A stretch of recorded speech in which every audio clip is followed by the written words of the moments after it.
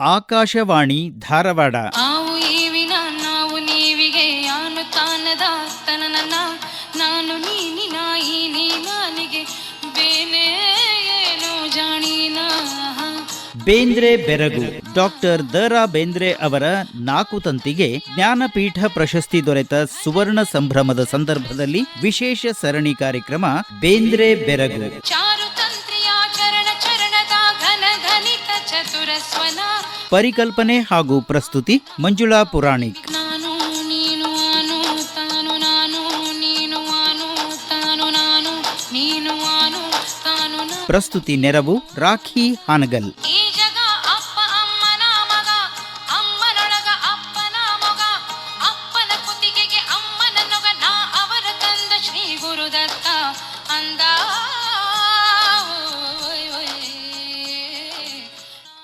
ಆತ್ಮೀಯ ಕೇಳುಗರಿಗೆಲ್ಲ ಬೇಂದ್ರೆ ಬೆರಗು ಕಾರ್ಯಕ್ರಮಕ್ಕೆ ಪ್ರೀತಿಯ ಸ್ವಾಗತ.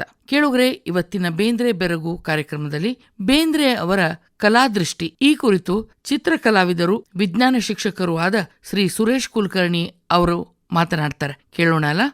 1968ಕ್ಕೆ BSc ಕಲೀಲಿಕ್ಕೆ ತಿಳ್ಕೊಂಡು ಧಾರವಾಡಕ್ಕೆ ಬಂದೆ. ಆಗ ಚಿತ್ರಕಲೆಯಲ್ಲಿ ರಾಜ್ಯಕ್ಕೆ ಪ್ರಥಮ ಸ್ಥಾನ ಪಡೆದಿದ್ದೆ. ಧಾರವಾಡಕ್ಕೆ ಬಂದ ಕೆಲವು ತಿಂಗಳೊಳಗನೆ ಶ್ರೀಯುತ PR ಭಾಗವತರ ಪರಿಚಯ ಆಯಿತು. ಅವರು ಪ್ರಾರಂಭಿಸಿದ ಬಾಲರಂಗದಿಂದ ನನ್ನ ಏಕ ವ್ಯಕ್ತಿ ಕಲಾ ಪ್ರದರ್ಶನ ಮಾಡಬೇಕು ಅಂತ ಕೇಳ್ಕೊಂಡಾಗ ನಾನು ಒಪ್ಕೊಂಡೆ. ಆ ಚಿತ್ರ ಪ್ರದರ್ಶನವನ್ನು ಉದ್ಘಾಟಕರಾಗಿ ಕರೆದದ್ದು ಡಾಕ್ಟರ್ ದ.ರಾ. ಬೇಂದ್ರೆ ಅವರನ್ನು. ನನ್ನ ಏಕ ವ್ಯಕ್ತಿ ಚಿತ್ರ ಪ್ರದರ್ಶನವನ್ನು ಉದ್ಘಾಟಿಸಿದ ಬೇಂದ್ರೆ ಅವರು ಚಿತ್ರ ತೆಗಿಲಿಕ್ಕೂ ಚಿತ್ರ ನೋಡ್ಲಿಕ್ಕೂ ಒಳಗಣ್ಬೇಕು ಅಂತ ಬರೆದು ಉದ್ಘಾಟನಾ ಮಾಡಿದ್ರು. ನಂತರ ಭಾಷಣ ಮಾಡ್ತಾ ಸೂರ್ಯದೇವನ ಸುತ್ತ ಪೃಥ್ವಿ ತನ್ನ ಮಗ ಚಂದ್ರಪ್ಪನ್ನ ಬಗಲ ಕರ್ಕೊಂಡು ತಲೀಬಾಗಿ ಬಿಸಿಲಿಲ್ಲ, ಮಳೆ ಇಲ್ಲ, ಚಳಿ ಇಲ್ಲ, ಒಂದೇ ಸಮನ ಸುತ್ತಾಳ. ಯಾಕವ್ವ ಹಿಂಗೆ ಪ್ರದಕ್ಷಿಣೆ ಹಾಕ್ತಿ ಅಂತ ಕೇಳಿದ್ರೆ ಹೇಳ್ತಾಳಂತ, ದೇವರ ಈ ಭೂಮಿ ಮೇಲಿನ ಜನ ಒಬ್ರಿಗೊಬ್ರು ತಿಂದು ಬದುಕ್ತಾರ, ತಿಳಿದು ಬದುಕೋ ಬುದ್ಧಿ ಕೊಡು ಅಂತ ಬೇಡ್ಕೋತಾಳಂತ. ಅವರ ಈ ಕಲ್ಪನಾ ಶಕ್ತಿ ಅದ್ಭುತದ ಮತ್ತು ಸತ್ಯ ಅದ. ಅದಕ್ಕೆ ಬೇಂದ್ರೆಯವರು ಹೇಳ್ತಿದ್ರು, ಚಿತ್ರ ಕೇವಲ ಚಂದಕ್ಕೆ ತೆಗಿಬೇಡ್ರಿ, ಸತ್ಯವನ್ನು ತೋರಿಸೋ ಚಿತ್ರ ತೆಗೀರಿ ಅಂತ ಎಚ್ಚರಿಸಿದ್ರು. ಸಭಾ ಕಾರ್ಯಕ್ರಮ ಮುಗಿದ ನಂತರ ನನ್ನನ್ನು ಹತ್ರ ಕರೆದ್ರು. ಭಾಳ ಚಲೋ ಚಿತ್ರ ತೆಗೆದೀಪ ಅಂತ ಮೆಚ್ಚಿಕೊಂಡ್ರು. ನನಗೊಂದು ಪ್ರಶ್ನೆ ಕೇಳಿದ್ರು, ಈ ನೆಲದ ಮೇಲೆ ಒಂದು ಸರಳ ರೇಖೆ ಎಳಿತೀನು, ಬೇಕಾದ ಮೀಟರ್ ಪಟ್ಟಿ ಉಪಯೋಗಿಸ್ಬೋದು ಅಂದರು. ಅವ್ರ ಪ್ರಶ್ನೆ ನನಗೆ ವಿಚಿತ್ರವಾಗಿ ಅನಿಸ್ತು. ಅಲ್ಲಿ ನಿಂತ ಜನರು ನಕ್ಕರು. ಇದೇನು ಮಹಾ ಅಂತ ನನ್ನ ಮನಸ್ಸಿಗೆ ಅನಿಸಿದ್ರು. ಅವ್ರು ಕೇಳಿದ ಪ್ರಶ್ನೆಗೆ ಸ್ವಲ್ಪ ವಿಚಾರ ಮಾಡಿದೆ. ಬರೋದಿಲ್ಲ ಅಂದೆ. ನಿಂತ ಜನರು ಅದಕ್ಕೂ ನಕ್ಕರು. ಯಾಕೆ ಬರೋದಿಲ್ಲ ಅಂತ ಮರುಪ್ರಶ್ನೆಯನ್ನು ಹಾಕಿದರು. ಪೃಥ್ವಿ ಗೋಲಾಕಾರ ಆಗಿರೋದ್ರಿಂದ ಭೂಮಿ ಮೇಲೆ ಎಳೆದ ಸರಳ ರೇಖೆ ಕೇಂದ್ರದಿಂದ ವಕ್ರ ಆಗಿರ್ತದ ಅಂತ ವಿವರಿಸಿದೆ. ಬೇಂದ್ರೆಯವರು ಮೆಚ್ಚಿ ನಕ್ಕರು. ತಮ್ಮ ದೃಷ್ಟಿಯಿಂದ ಶಭಾಷನ್ ಸೂಚಿಸಿ ತಕ್ಷಣವೇ ಹೇಳಿದರು, ಮಿಥ್ಯವೇ ನಮಗೆ ಸತ್ಯವಾಗಿ ತೋರ್ತದ, ಮಾನವನ ಮುರುಕ್ ಮನಸ್ಸಿನ ಹರಕ್ ಕಣ್ಣಿಗೆ ಕಾಣೋದೆಷ್ಟು. ಸೌಂದರ್ಯ ಅನ್ನೋದು ಕಣ್ಣಿನ ತುತ್ತಲ್ಲ, ಕಣ್ಣಿಗೂ ಕಣ್ಣಾಗಿ ಒಳಗಿಹುದು. ನಿನಗೆ ಒಳಗಣ್ಣದ, ಹೂವು ಹಣ್ಣಾಗಬೇಕು, ಒಳಗೆ ಕಾಣೋ ಕಣ್ಣು ಬೇಕು ಅಂದರು. ನಾನು ಮನಸ್ಸಿನಲ್ಲಿ ಹೆಮ್ಮೆ ಪಟ್ಕೊಂಡೆ. ಈ ಮೊದಲ ಭೇಟಿಯಿಂದ ಅವರ ನನ್ನ ಸಾತತ್ಯ ಆರಂಭ ಆಯಿತು. ಮುಂದೆ ಪ್ರತಿ ದಿವಸ ಡಾಕ್ಟರ್ ವಾಮನ್ ಬೇಂದ್ರೆಯವರು 7:30 ಗಂಟೆಗೆ ಕಿಟ್ಲ ಕಾಲೇಜ್ಗೆ ಹೋಗ್ಬೇಕಾದ್ರೆ ನಮ್ಮ ಮನೆಗೆ ಬಿಟ್ಟು ಹೋಗ್ತಿದ್ರು. ಒಂದಿನ, ನೀವು ಚಿತ್ರ ಹೆಂಗೆ ತೆಗಿತೀರಿ, ಅದು ರೂಪ ಹೆಂಗೆ ತಗೋತದ ಅಂತ ಪ್ರಶ್ನಿಸಿದ್ರು. ನಾನು ಕುಳಿತಲ್ಲಿಂದ ಅವರ ರೇಖಾಚಿತ್ರಗಳನ್ನು ತೆಗೆದು ತೋರಿಸಿದೆ. ಆಗ ಅವರು ಮರುಪ್ರಶ್ನೆ ಕೇಳಿದರು, ನೀವು ಚಿತ್ರ ಎಲ್ಲಿಂದ ತೆಗಿಲಿಕ್ಕೆ ಪ್ರಾರಂಭಿಸ್ತೀರಿ? ಉತ್ತರಿಸೋದು ಕಠಿಣ ಅನ್ನಿಸ್ತು. ಸಾಮಾನ್ಯವಾಗಿ ಮೇಲಿಂದ ಕೆಳಗೆ ಚಿತ್ರಿಸ್ತೀವಿ ಅಂತ ಸ್ಥೂಲವಾಗಿ ಉತ್ತರಿಸಿದೆ. ಹಿಂಗೆ ತೆಗಿಬೇಕಂತ ಏನಾರ ನೇಮ ಅದ ಏನ ಅಂದರು. ಇಲ್ಲ ಅಂದೆ. ಎಡದಿಂದ ಬಲಕ್ಕೆ, ಬಲದಿಂದ ಎಡಕ್ಕೆ, ಕೆಳಗಿನಿಂದ ಮೇಲೆ, ಹಿಂಗೆ ಬೇರೆ ಬೇರೆ ರೀತಿಯಿಂದ ಚಿತ್ರಿಸ್ತೀರೇನು? ಚಿತ್ರಿಸ್ಬೋದು, ಆದರೆ ಅಂತ ವಿವರಿಸುತ್ತಿದ್ದರಲ್ಲಿ ಇರಲಿ ಅಂತ ಒಳಗೆ ಎದ್ದು ಹೋಗಿ ಒಂದು ಸಣ್ಣ ಬಕೆಟ್ನೊಳಗೆ ನೀರು ಮತ್ತು ಒಂದು ಅರ್ವಿ ತುಂಡನ್ನು ತಂದುಕೊಟ್ಟು ಈ ನೆಲದ ಮೇಲಿನ ಪಾರ್ಟಿಕಲ್ ಒರೆಸು ಅಂದರು. ನಾನು ಮಾತನಾಡದೆ ಒರೆಸ್ಲಿಕ್ಕೆ ಪ್ರಾರಂಭಿಸಿದೆ. ಒಂದು ಕಲ್ಲು ಒರೆಸೋದ್ರಷ್ಟಲ್ಲೇ ಸಾಕು, ಈಗ ನಿನ್ನ ಹಾಳಿ ಮತ್ತು ಪೆನ್ಸಿಲ್ ತಗೋ, ಅದು ಆರ್ತಾ ಹೋದಂಗೆ ನೀ ಹಾಳಿ ಮೇಲೆ ಚಿತ್ರ ಬಿಡಿಸ್ತಾ ಹೋಗು ಅಂದರು. ನಾನು ಅದನ್ನು ನೋಡ್ತಾ ಆಕಾರ ಗುರ್ತಿಸುತ್ತಾ 8 ಚಿತ್ರಗಳನ್ನು ಚಿತ್ರಿಸಿದೆ. ಕೊನೆಗೆ ಪೂರ್ತಿಯಾಗಿ ಒಣಗ್ತೇವೆ. ನಾನು ಚಿತ್ರಿಸೋದನ್ನೇ ನೋಡುತ್ತಾ ನಿಂತ ಬೇಂದ್ರೆಯವರು ಮತ್ತೆ ಪ್ರಶ್ನಿಸಿದರು, ಈ ಕಲ್ಲ ಮೇಲೆ ಮತ್ತೆ ಅದೇ ಒದ್ದೆ ಅರಿವಿಯಿಂದ ಒರೆಸಿದ್ರೆ ಹಂಗೆ ಚಿತ್ರ ಮೂಡ್ತಾವೇನ? ಇಲ್ಲ ಅಂದೆ. ಅದು ಒಣಗಿ ಹೋದರೂ ನೀ ಚಿತ್ರಿಸಿದ ಚಿತ್ರ ಉಳಿದಾವು ಅಂದು 8 ಹಾಳುಗಳಲ್ಲಿ ಚಿತ್ರಿಸಿದ ಚಿತ್ರಗಳನ್ನು ತೋರಿಸಿ, ಕ್ಷಣಕ್ಕೆ ಚಿತ್ರ ಬದಲಾಗ್ತದ, ಒಮ್ಮೆ ಕಂಡದ್ದು ಮತ್ತೊಮ್ಮೆ ಕಾಣೋದಿಲ್ಲ, ಚಿತ್ರ ಎಲ್ಲಿಂದನೂ ರೂಪ ತಗೋತದ, ಮುಗೀತದ. ಆ ಕ್ಷಣದಲ್ಲಿ ಕಾಣೋ ಚಿತ್ರವನ್ನು ಕಲಾವಿದ ಆದವ ಅದನ್ನು ಹಿಡಿಬೇಕು. ಜನಸಾಮಾನ್ಯರ ಕಣ್ಣಿಗೆ ಯಾವಾಗ ನೋಡಿದರೂ ಕಾಣೋ ಹಂಗೆ ಮಾಡಬೇಕು. ಅದು ಕಲಾವಿದನ ಕೊಡುಗೆ ಅಂತ ಪ್ರಾಯೋಗಿಕವಾಗಿ ನನಗೆ ತೋರಿಸ್ಕೊಟ್ರು. ಚಲಿಸುವ ಮೋಡಗಳಲ್ಲಿ ಬದಲಾಗುವ ಆಕಾರ ತೋರಿಸಿದರು. ಅಲ್ಲಿ ನೋಡುವವನ ಭಾವ ಬದಲಾಗುವುದನ್ನು ವಿವರಿಸಿದರು. ಗಿಡದ ನೆರಳಿನಲ್ಲಿ ನಿಂತಾಗ ಗಾಳಿಯ ವೇಗ ಬದಲಾಗ್ತದಂತ, ಮರದ ನೆರಳಿನಲ್ಲಿ ಆಕೃತಿ ಬದಲಾಗೋದನ್ನು, ಭಾವನೆಗಳು ಬದಲಾಗೋದನ್ನು, ಹಾಲಿನ ಮೇಲೆ ತುಪ್ಪವನ್ನು ಹಾಕಿ ತುಪ್ಪದ ಆಕಾರ ಹಾಲಿನ ಹಿನ್ನೆಲೆಯಲ್ಲಿ ಹೆಂಗೆ ಬದಲಾಗ್ತದೆ ಅನ್ನೋದನ್ನು ತೋರಿಸಿದರು. ಆಗ ನನಗೆ ಚಿತ್ರಕಲೆಯಲ್ಲಿ ಗ್ರೌಂಡ್ ಮತ್ತು ಫಿಗರ್ ಅನ್ನೋದರ ಅರ್ಥ ಆಯಿತು. ಊದಿನ ಕಡ್ಡಿ ಹಚ್ಚಿದಾಗ ಹೊರಡುವಂಥ ಹೊಗೆಯೊಳಗೆ 3D ಚಿತ್ರ ತೋರಿಸಿದ್ರು. ಮಂಜುಗಡ್ಡೆ ಕರಗ್ತಾ ಹೋದಂಗೆ ಅದರ ಆಕಾರ ಬದಲಾಗೋದನ್ನು ತೋರಿಸಿದ್ರು. ಪೇಪರ್ ಮೇಲೆ ಒಂದು ಗೊಣ್ಣಿ ಮಸಿ ಚೆಲ್ಲಿ ಅದರ ಮೇಲೆ ಪೇಪರ್ ಒತ್ತಿ ಬದಲಾಗುವ ಆಕಾರ ತೋರಿಸಿದ್ರು. ಗೋಡೆ ಮೇಲೆ ಉಬ್ಬು ತಗ್ಗುಗಳ ಮೇಲೆ ಬೆಳಕು ಬಿದ್ದಾಗ ಬದಲಾಗುವ ಆಕೃತಿಗಳನ್ನು ತೋರಿಸಿದ್ರು. ದೇವರಿಗೆ ಮಂಗಳಾರತಿ ಮಾಡ್ತಾರಲ್ಲ, ಹಾಗೂ ಮೂರ್ತಿಯ ಮೇಲೆ ಬೀಳುವ ಬೆಳಕು ಬದಲಾಗದಂತೆ ಭಾವನೆಗಳು ಬದಲಾಗ್ತವ ಅನ್ನೋದನ್ನು ಹೇಳಿದರು. ಅಡ್ಡಾಡ್ತಾ ಹೋಗುವಾಗ ವಿವಿಧ ಕಲ್ಲಿನ ಭಾಗಗಳು ಯಾವ ರೀತಿಯಾಗಿ ಬದಲಾಗ್ತವೆ ಅನ್ನೋದನ್ನು ತೋರಿಸಿ ಚಿತ್ರಿಸಲಿಕ್ಕೂ ತಿಳಿಸಿದರು. ಇವನ್ನೆಲ್ಲ ನೋಡಿದಾಗ ಅದರಿಂದ ಆಗುವ ಸ್ಫುರಣ, ಸ್ಮರಣ, ಊಹೆ, ಕಲ್ಪನೆಗಳ ಬಗ್ಗೆ ವಿವರಿಸಿದ ರೀತಿ ಮತ್ತು ಚಿತ್ರ ರಚನೆಯಲ್ಲಿ ತಿಳಿದುಕೊಳ್ಳಬೇಕಾದಂಥ ಆಕಾರ, ಆಕೃತಿ ಮತ್ತು ಭಾವನೆಗಳ ಬಗ್ಗೆ ಯಾವ ಕಲಾಶಾಲೆಯಲ್ಲಿಯೂ ಕಲಿಯಲು ಅಸಾಧ್ಯವಾದನ್ನು ಬೇಂದ್ರೆಯವರು ತಿಳಿಸಿದರು. ನೋಡುವವನ ದೃಷ್ಟಿ ಎಲ್ಲಿಯವರೆಗೆ ಬತ್ತಿಲ್ಲವೋ ಅಲ್ಲಿಯವರೆಗೆ ಚಿತ್ರ ಹೊಸ ರೂಪವನ್ನು ತೆಗೆದುಕೊಳ್ತದೆ.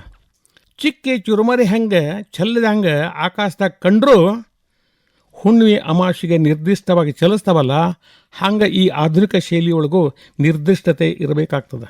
ದೃಷ್ಟಿ ಇದ್ದಂಗೆ ಸೃಷ್ಟಿ ಕಾಣ್ತದೆ, ಸೃಷ್ಟಿ ಆಗ್ತದೆ. ಅರಿವು ಅಡಗಿದ ಇರುವು ಅದುವೇ ಸೃಷ್ಟಿಯ ಹರವು. ಅದೃಷ್ಟದ ದೃಷ್ಟಿದಾನ ದೃಶ್ಯ ಕವಶ ಎಂಬುದನ್ನು ತಿಳಿಸಿದಾಗ ನೋಡುವುದು, ಕಾಣುವುದು, ತೋರುವುದು, ಮೂಡುವುದು, ಒಡಮೂಡುವುದು ಅವುಗಳ ವೈವಿಧ್ಯತೆ ನನಗೆ ಅರ್ಥ ಆಯಿತು. ಕಾಣುವುದು ಹೊರಗಿದೆ, ನೋಡುವುದು ಒಳಗಿದೆ. ಕಾಣುವುದು, ನೋಡುವುದು ಇದರಲ್ಲಿ ಯಾವುದೋ ಬೆಳಗಿದೆ, ಆ ಬೆಳಗಿಗೆ ಮುಸುಕಿದೆ ಎಂಬ ಅವರ ಕವನಗಳ ಸಾಲುಗಳು ಅರ್ಥ ಅದು. ನಿಸರ್ಗದಲ್ಲಿ ಪ್ರತಿಯೊಂದರಲ್ಲಿಯೂ ಕೂಡ ಹೊಸತನ ಕಾಣ್ತದ. ಒಂದರಂತೊಂದಿಲ್ಲ, ಒಂದರಳು ಕುಂದಿಲ್ಲ. ಎಷ್ಟು ಮರ ಅಷ್ಟು ಥರ. ಬೀಜದಾಗ ಅಡಗಿದ್ದು ಬಯಲಿಗೆ ಬರ್ತದ. ಅದೇ ಅದೇ ಅದೇ ಅಂದರೂ ಬೇರೆ ಇದ್ದೇ ಇರ್ತದೆ. ಹೀಗೆ ಅವರು ಬರೆದ ಕವನಗಳ ಸಾಲುಗಳು ಅರ್ಥವಾಗತೊಡಗಿದವು. ಮತ್ತೊಂದಿನ ಒಂದು ಪ್ರಶ್ನೆ ಕೇಳಿದ್ರು. ವಸ್ತುಗಳನ್ನು ನೋಡಲಿಕ್ಕೆ ಮತ್ತು ಚಿತ್ರಿಸಲಿಕ್ಕೆ ದೇಹದ ಕಣ್ಣು ಇಷ್ಟ ಸಾಕೇನೋ ಅಂತ ಕೇಳಿದ್ರು. ಹೊರಗಣ್ಣಿನೊಳಗೆ ನೋಡು, ನೀನು ನೋಡೋದು ಹೊರಗಣ್ಣಿನಿಂದ ಇಷ್ಟ ಆಗಬಾರ್ದು. ಹೊರಗಣ್ಣಿನೊಂದಿಗೆ ಒಳಗಣ್ಣು, ತಿಳಿಗಣ್ಣು, ಅರಿಗಣ್ಣು, ಹೊಳೆಗಣ್ಣು, ಓರೆಗಣ್ಣು, ಕುಡಿಗಣ್ಣು, ತೇಲ್ಗಣ್ಣು, ನಗೆಗಣ್ಣು ಮತ್ತು ವಿಶಾಲ ಕಣ್ಣುಗಳ ಮೂಲ ದಿವ್ಯ ದೃಷ್ಟಿಯನ್ನು ಪಡೆಯುವುದು ಕಲಾ ಸೃಷ್ಟಿಯ ಬಗ್ಗೆ ವಿವರಿಸಿದರು. ಚಿತ್ರಿಸಬೇಕಾದ್ರೆ ಸ್ಫುರಣ ಆಗೋದು ಅಂದ್ರೇನು, ಸ್ಮರಣೆಗೆ ಬರೋದು ಹೆಂಗೆ, ಸ್ಮರಣೆಗೆ ಬಂದದನ್ನು ತರ್ಕಿಸುವುದು, ಊಹಿಸುವುದು ಹೆಂಗೆ ಇತ್ಯಾದಿಗಳನ್ನು ಚರ್ಚಿಸ್ತಿದ್ರು. ನೀವು ನೋಡಿದ್ದನ್ನೆಲ್ಲ ಚಿತ್ರಿಸ್ತೀನೇನು? ನೀವು ಚಿತ್ರಿಸಿದ್ದನ್ನೆಲ್ಲ ನೋಡೋವರು ನಿಮ್ಮ ಹಂಗೆ ನೋಡ್ತಾರೇನು? ನೀವು ತಿಳಿದು ಚಿತ್ರಸಂಗನ ನೋಡಿದವರು ಅರ್ಥ ಮಾಡ್ಕೊಳ್ತಾರೇನೋ ಇತ್ಯಾದಿ ಪ್ರಶ್ನೆಗಳನ್ನು ಕೇಳ್ತಿದ್ರು. ಭಾವವನ್ನು ತಿಳಿದುಕೊಳ್ಳಿಕ್ಕೆ ವಿಶಾಲ ಕಣ್ಣುಗಳ ಅವಶ್ಯಕತೆ ಇದೆ. ಅದನ್ನು ಬೌದ್ಧ ಕಲೆಯಲ್ಲಿ ತೋರಿಸ್ಯಾರ. ಕಣ್ಣಿನಲ್ಲಿಯೇ ನಮ್ಮ ಭಾವ ತಿಳಿಯೋದು. ಆವಾಗ ನಾನು ವಿಶಾಲ ಕಣ್ಣು ಅಂದ್ರೆ ಏನು, ಎಷ್ಟು ದೊಡ್ಡದಿರಬೇಕು ಅಂತ ಮರು ಪ್ರಶ್ನಿಸಿದೆ. ತಕ್ಷಣವೇ ಒಂದು ಉದಾಹರಣೆ ಕೊಟ್ಟರು. ಮನೆ ಬಾಗಿಲ ಎಷ್ಟು ದೊಡ್ಡದಿರಬೇಕಪ್ಪ ಅಂದರೆ ಒಬ್ಬರು ಹೋಗುವಾಗ ಇನ್ನೊಬ್ಬರು ಒಳಗೆ ಬರೋ ಅಷ್ಟು ಆಗಲಿರಬೇಕು. ಮನೆಗೆ ಗೇಟ್ ಎಷ್ಟು ವಿಶಾಲ ಇರಬೇಕಪ್ಪ ಅಂದರೆ ಒಂದು ಚಕ್ಕಡಿ ಅಥವಾ ಒಂದು ಕಾರ್ ಒಳಗೆ ಬರೋ ಅಷ್ಟು ಇರಬೇಕು. ಕೋಟೆ ಬಾಗಿಲು ಒಂದು ಸೈನ್ಯದ ಗುಂಪು ಹೋಗಿ ಇನ್ನೊಂದು ಬರುವಷ್ಟು ವಿಶಾಲ ಆಗಿರಬೇಕು. ಕವಿ, ಕಲಾವಿದ, ವಿಜ್ಞಾನಿಗಳಿಗೆ, ದಾರ್ಶನಿಕರಿಗೆ ಮತ್ತು ದೇಶವನ್ನು ಆಳುವವರಿಗೆ ಅವರ ಕಣ್ಣು ಎಷ್ಟು ವಿಶಾಲ ಆಗಿರಬೇಕು ಅಂದರೆ ನಿರುಪಯುಕ್ತವಾದ ಹಳೆಯ ವೈರತ್ವವನ್ನು ತೆಗೆದು ಹೊಸ ಬಾಳುವ ಹೊಸ ಜಗತ್ತನ್ನು ಸ್ವಾಗತಿಸುವ ವಿಶಾಲ ದೃಷ್ಟಿ ಇರಬೇಕು. ಇದು ವಿಶಾಲ ದೃಷ್ಟಿಯ ಅವಶ್ಯಕತೆ ಅಂತ ವಿವರಿಸಿದರು. ಇನ್ನೊಮ್ಮೆ ಇರೋದು ತೋರೋದು ಒಂದ ಏನು ಅಂತ ಪ್ರಶ್ನೆ ವಿವರಿಸಿದರು. ಒಬ್ಬ ಮನುಷ್ಯ ಕಂದೆ ಒಳಗೆ ತನ್ನ ಪ್ರತಿಬಿಂಬ ನೋಡಿ ಅದು ತಾನ ಅನ್ಕೋತಾನ. ನೀರಿನಲ್ಲಿ ಬಿದ್ದ ಪ್ರತಿಬಿಂಬವನ್ನು ನೋಡಿ ತನ್ನದು ಅಂತಾನ. ಛಾಯಾಚಿತ್ರವನ್ನು ತೆಗೆಸಿ ತನ್ನದು ಅನ್ಕೋತಾನ. ತನ್ನ ನೆರಳು ನೋಡಿ ತಾನ ಅನ್ಕೋತಾನ. ಅವುಗಳ ರೂಪ ಬೇರೆ ಬೇರೆ ಆದರೂ ಅವೆಲ್ಲ ಅವನ ಏನು, ಅವನ ಚಲನವಲನ, ಅವನ ರೂಪದ ಹೋಲಿಕೆಯ ಮೇಲಿಂದ ಅವನು ಆಗ್ತಾವೆ ಹೊರತು ಕನ್ನಡಿಯೊಳಗೆ ಅವನ ಬಲಗೈ ಎಡಗೈ ಆಗಿರ್ತದೆ. ಈ ಮೇಜು ನಿಮಗೆ ತೋರುವುದು ಬೇರೆ ಇರ್ತದೆ. ಮೇಜು ತೋರ್ತದ, ಇಮೇಜು ಕಾಣ್ತದೆ. ಹಿಂಗೆ ಅವರ ಕವನಗಳ ಸಾಲುಗಳನ್ನು ನೋಡ್ಬೋದು. ಕ್ಯೂಬಿಸಮ್ ಅಂದ್ರೇನು ಅಂತ ಒಂದು ಪ್ರಶ್ನೆ ಕೇಳಿದರು. ಸುಪ್ರಸಿದ್ಧ ಕಲಾವಿದ ಪ್ಯಾಬ್ಲೋ ಪಿಕಾಸೋನ ಬಗ್ಗೆ ಬರೀತಿದ್ದೇನೆ. ಚಿತ್ರಶೈಲಿ ಅವನ ವಿವಿಧ ಪ್ರಯೋಗಗಳ ಬಗ್ಗೆ ಹೇಳಿದೆ. ಪಿಕಾಸೋನ ಕ್ಯೂಬಿಸಮ್ ಬಗ್ಗೆ ಮಾತು ಬಂದಾಗ ಕ್ಯೂಬಿಸಮ್ ಅಂದ್ರೇನು ಅಂತ ಪ್ರಶ್ನಿಸಿದರು. ಕ್ಯೂಬಿಸಮ್ ಈ ಶಬ್ದ ಘನಾಕೃತಿ ಅಂತ ಸ್ಥೂಲವಾಗಿ ಅರ್ಥ ಆಗ್ತದೆ. ಸೃಷ್ಟಿಯು ಸಿಲಿಂಡರ್, ಗೋಲ ಮತ್ತು ಶಂಕು ಆಕೃತಿಯ ಪರ್ಸ್ಪೆಕ್ಟಿವ್ ಅಂದರೆ ಯಥಾದೃಷ್ಟಿ ರೂಪಣ ಅನ್ನೋದಲ್ಲೇ ತಿಳಿದುಕೊಳ್ಬೇಕು. ಆ ವಸ್ತುವಿನ ಒಂದು ಭುಜ ಒಂದು ಕೇಂದ್ರ ಬಿಂದುವಿನ ಕಡೆಗೆ ಇರ್ತದ ಅಂತ ತಿಳಿದು ಸೀಸಾನ್ ಹೇಳ್ತಾನೆ. ತರುಣ ಕಲಾವಿದರಿಗೆ ಹೊಸ ಪ್ರಯೋಗ ಅನಿಸಿ ಅನೇಕ ಪ್ರಯೋಗಗಳನ್ನು ಮಾಡಿದರು. ಇನ್ನೂ ನಿರ್ದಿಷ್ಟವಾಗಿ ಇದೇ ಅಂತ ಲೆಕ್ಕ ಸಿಕ್ಕಿಲ್ಲ ಅಂದಾಗ ಬೇಂದ್ರೆಯವರು ಹೇಳಿದರು, ಅದ್ರ ಬಗ್ಗೆ ನಾ ಹೇಳ್ತೀನಿ ಅಂತ ತಮ್ಮ ಕೋಟಿನ ಕಶಿಯಲ್ಲಿದ್ದ ಕಟ್ಟಿಗೆ ಘನಾಕೃತಿಯನ್ನು ಹೊರಗೆ ತೆಗೆದ್ರು. ಬೇಂದ್ರೆಯವರಲ್ಲಿ ಒಂದು ವಿಶಿಷ್ಟತೆ ಇತ್ತು. ಏನಪ್ಪ ಅಂದ್ರೆ, ಮಕ್ಕಳು ಬಳಪ, ಗೋಲಿ, ಸಣ್ಣ ಸಣ್ಣ ಕಲ್ಲು, ಪೆನ್ಸಿಲ್ ಹೆಂಗೆ ತಮ್ಮ ಕಿಸ್ತಾಗಿ ಇಟ್ಕೋತಿದ್ರು, ಹಾಗೆ ಇವನ್ನೆಲ್ಲನೂ ತಮ್ಮ ಜೇಬಿನಲ್ಲಿ ಈ ವಸ್ತುಗಳನ್ನು ಇಟ್ಕೊಂಡಿದ್ರು. ನನಗೆ ಪ್ರಶ್ನೆ ಕೇಳ್ತಾ ಹೋದರು, ಈ ಕ್ಯೂಬ್ಗೆ ಇದಕ್ಕೇನಂತಾರೆ ಅಂದರು. ಕ್ಯೂಬ್ ಅಂತ ಅಂದ್ರೆ ಘನಾಕೃತಿ ಅಂದೆ. ಇದಕ್ಕೆ ಎಷ್ಟು ಮೈಯವ? 6. ಎಷ್ಟು ಮೂಲೆಯವ ಅಂದರು. 8 ಅಂದೆ. ಎಷ್ಟು ಬಾಹುಗಳವ? 12. ಈ ಕೂಡಸು 6 ಅದಕ್ಕೆ 8 ಅದಕ್ಕೆ 12 ಬರೋಬ್ಬರಿ 26. ಈ 26 ಅಧಿಕ ಘನಾಕೃತಿಯ ಕೇಂದ್ರ ಬಿಂದು ಒಂದು ಹಿಡಿದ್ರೆ ಒಟ್ಟು 27 ಆತು. ಇದು ನಕ್ಷತ್ರದ ಲೆಕ್ಕ, ಅಂದ್ರೆ ಒಂದು ವರ್ಷದ ಲೆಕ್ಕ. ವರ್ಷ ಆಗಬೇಕಾದ್ರೆ 27 ನಕ್ಷತ್ರಗಳ ಚಲನವನ್ನು ನಾವು ಗುರುತಿಸ್ತೇವೆ. ಅದಕ್ಕೆ ಕಾಲಚಕ್ರ ಅಂತೀವಿ. ಈ ಕಾಲಚಕ್ರದ ಚಲನೆಯಿಂದ ಹೊಸ ವರ್ಷ ಬರ್ತದೆ, ಹೊಸ ಹರ್ಷ ತರ್ತದ, ಪ್ರತಿ ಸಲ ಹೊಸತು ಹೊಸತು ಇರ್ತದ. ಇದೇ ಕ್ಯೂಬಿಸಮ್ದ ಅರ್ಥ ಅಂತ ನಾನು ಒಪ್ಪೋ ಹಂಗೆ ಹೇಳಿದ್ರು. ಹರುಷಕ್ಕೊಂದು ಹೊಸತು ಜನ್ಮ, ಹರುಷಕ್ಕೊಂದು ಹೊಸತು ನೆಲೆಯು, ಹರುಷಕ್ಕೊಂದು ಹೊಸತು ಜನ್ಮ, ಹರುಷಕ್ಕೊಂದು ಹೊಸತು ನೆಲೆಯು, ಅಖಿಲ ಜೀವ ಜಾತಕ್ಕೆ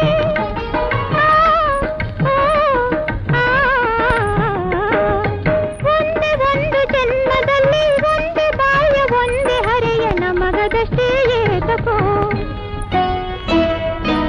ಸೈತಾನನ ಸೃಷ್ಟಿ ಪಿಕಾಸೋನ ಅನೇಕ ಶೈಲಿಗಳ ಬಗ್ಗೆ ಚರ್ಚಿಸಿದ ನಂತರ ನೀನು ಬೇಕಾದ 4 ಅಕ್ಷರಗಳನ್ನು ಕೊಡು ಅಂದರು. ನಾನು ಬಹಳ ಯೋಚಿಸುತ್ತಿದ್ದಂತೆ ಬೇಕಾದ 4 ಕೊಡು, ಏನು ಅಡ್ಡಿ ಇಲ್ಲ ಕೊಡು ಅಂದರು.